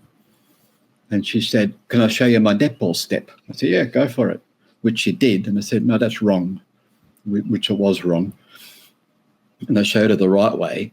And at that very point in time, her father came into the room and said, what are you doing? I said, I'm showing her netball step. He said, oh, you know a bit about netball? I said, yeah, a little bit. He said, would you mind coming along and helping the girls because they haven't got a coach? Wow. And it turned out the girls in the team, they called themselves the Leftovers. That was their name because the association had picked all the best teams for the top team, all the best girls for the top team, all the ones after that for the second team, then the leftovers were in the bottom team. And these girls were the leftovers, the dregs. I think they called themselves the dregs. The dregs. The dregs. Classic underdogs. So I said, I'll coach them, but we've got to train twice a week and we'll do it my way. Because the association had the rule, the girls had to play in all different positions all the time. And I said, no, we play as a team. And the only way to play as a team is if you learn your position, then know how to play in the team within that position. Yeah. So, yep, they were okay with that. So I started coaching them. I went and saw their very first game before I started coaching. They did not throw one goal, did not throw a goal. They were hopeless. They were the dregs. So I began working with them, catching, passing, throwing. I said, rule number 1, never ever pass to a girl who's not leading. Rule number 2, whatever I say, you listen. Rule number 3, there's no I in team. End of story. So we began working, began practicing, began playing, and we began winning. They began throwing goals and winning. We came up against the number 2 team, who'd been picked as a number 2 team, the girls who weren't quite in the top team. Yeah. And they were thinking, oh, here's an easy win. We beat them 12 goals to 8. They weren't happy. I remember that. And then the teams we went into Shepparton, into the Shepparton comp, which is a much bigger comp. My same girls and the other Tatura teams were there as well. We ended up playing in the grand final. We beat the top Tatura team as well on the way, but we ended up playing the top team in Shepparton who were undefeated. We played them in the grand final and we beat them by 3 goals. The girls were so happy. So for some reason, I can coach netball. Yeah, wow. Which interests me. Take me through exactly what your mindset was. What was the underlying process behind that? I knew I could do it. I knew I was capable of making them into a good team. But when I was principal at Talamba Primary School, the girls there had hardly won a game in 3 years. They were always on the bottom of the ladder. So I started coaching them. They lost their first 3 games, but they're getting closer. The 4th game they won, never lost a game after that. Yeah, won the grand final. Yeah. So the process I have works. Yeah. But part of it is tough love. Yeah, for sure. It was a success in them being a team, in working as a team. Team, always team. Yeah. You're playing the position is best suited for you that I decide, not the one that you want to play. We can't all be goal attack. So I will look at you, look at your abilities, and some girls are natural defenders. Some are natural attackers. Some are natural runners. Yeah. And there's your team straight away. Yeah. Your runners always play wing attack, wing defense, center. Your defenders play your defensive positions, and you got your goalies. But I told my goalies, you must throw 50 goals every day without fail. At school, I don't care where, 50 goals. There's no point in all the girls working hard in defence, getting the ball to you, then you miss and they get the ball back. What's the point of that? If you get the ball, you shoot, the ball goes in the goal ring. End of story. Yeah. Which they did. Yeah, I've heard a similar story about Michael Jordan. You know, everyone sort of sees the end result and the massive success that he was at the end. But it was, you know, throwing 1,000 hoops each and every single day, 7 days a week, 365 days a year that no one saw. You know, that was where the true success lied. Yeah. Sure, he was gifted. You know, he had a gift. There's no two ways about it. But it was doing the work. It was the hard work behind the scenes that no one saw. Yeah, but there are a lot of girls who are gifted who never have a chance to show their gift. A lot of people, because they're not trained properly or don't practice properly or whatever it may be. Yeah, or they're not coached as well. They're not given the. Yeah. Well, one of the parents asked me to keep working with her girl after the team, after the season had finished. And she's now in the one of the top girls in the chaperone squad for her age. And she's playing in a team now that doesn't lose. Yeah, gee. And yet she was one of the dregs. And so it was the same mindset, the same underlying philosophy and process that you applied, whether it was, you know, the school netball team or a business team at Unilever. It was that same. Yeah. I'll just finish with one final story because probably time, people are nodding off now. But when I was at Coburg Primary School, we had a very crowded yard and it was on a slope. And the school sports day came around. I'd only just sort of started teaching there. And the teachers had been there a while. They got the crossball team and the football team. They coached all of the different sports, you know, the shot put and the high jump and the running. They needed somebody for the tunnel ball team. So I got the tunnel ball boys. And the tunnel ball boys were all the leftovers, all the boys who couldn't run, couldn't jump, couldn't throw. They had to put them somewhere. So I had the under 11, under 12, under 13 boys. And Coburg at the time was made up of a lot of Greeks and Turks and Italians and, of course, Australians, a combination. Yep. It's had all these leftovers. Now, the previous person who coached them in the past, because we're on a slope, he had them tunnelling downhill. I thought, no, stuff that. We're going to tunnel up the hill. Yes. So they had to work a lot harder, tunnel up the hill. Yeah. And I focused on the delivery.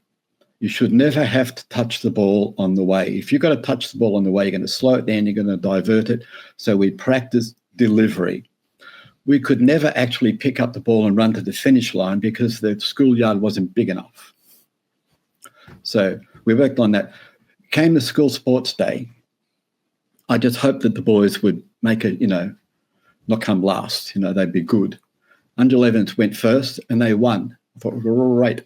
Under 12s went next. They won. Under 13s went.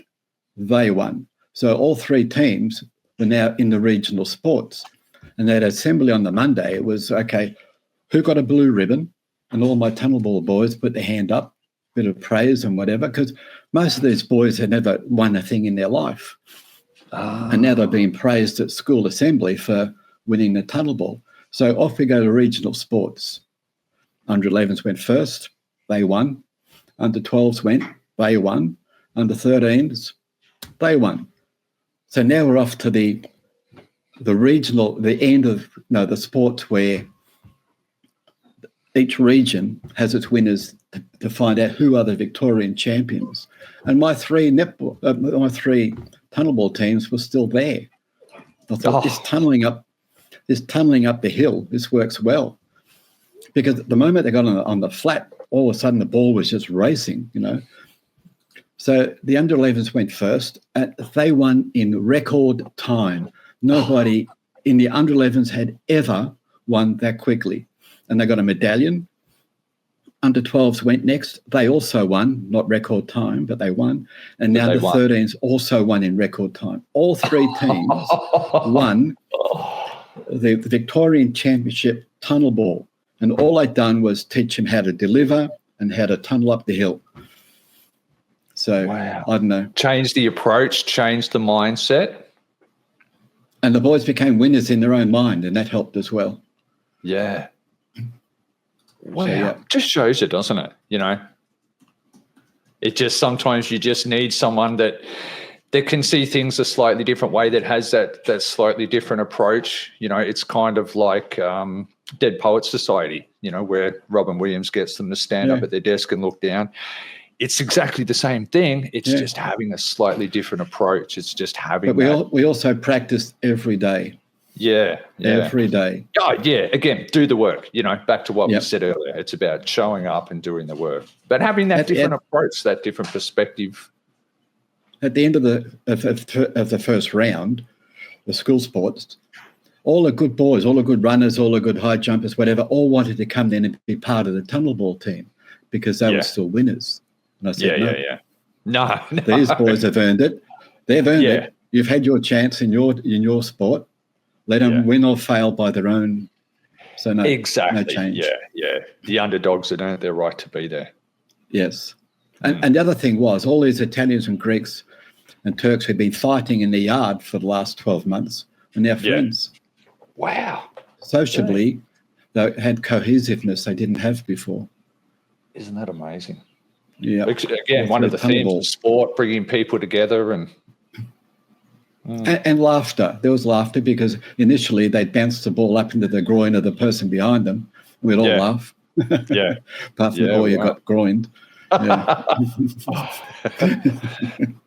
So, like that's tying into those kind of universal themes of, you know, of the underdog, of sport bringing people together, of, you know, the things that bring us all together rather than, that unite us rather than divide us. Yes, that's right. Yep. Well, I think I'm done. You're done. Stick me with a fork and tell me I'm done. Yep. I think it's been long enough. I've either put people to sleep or they're going, "Oh, bring him back again." I think you'll find that there's been plenty in here that's kept people more than entertained. Don't you worry. No, but thank you for having me, and I do hope it has been entertaining. All I've done is talk about things I've, believe and have done. So we'll see. And when the new book comes out, eventually I might come back. Yeah, and like I say, we'll make sure that all the links are there for people to check that out for sure.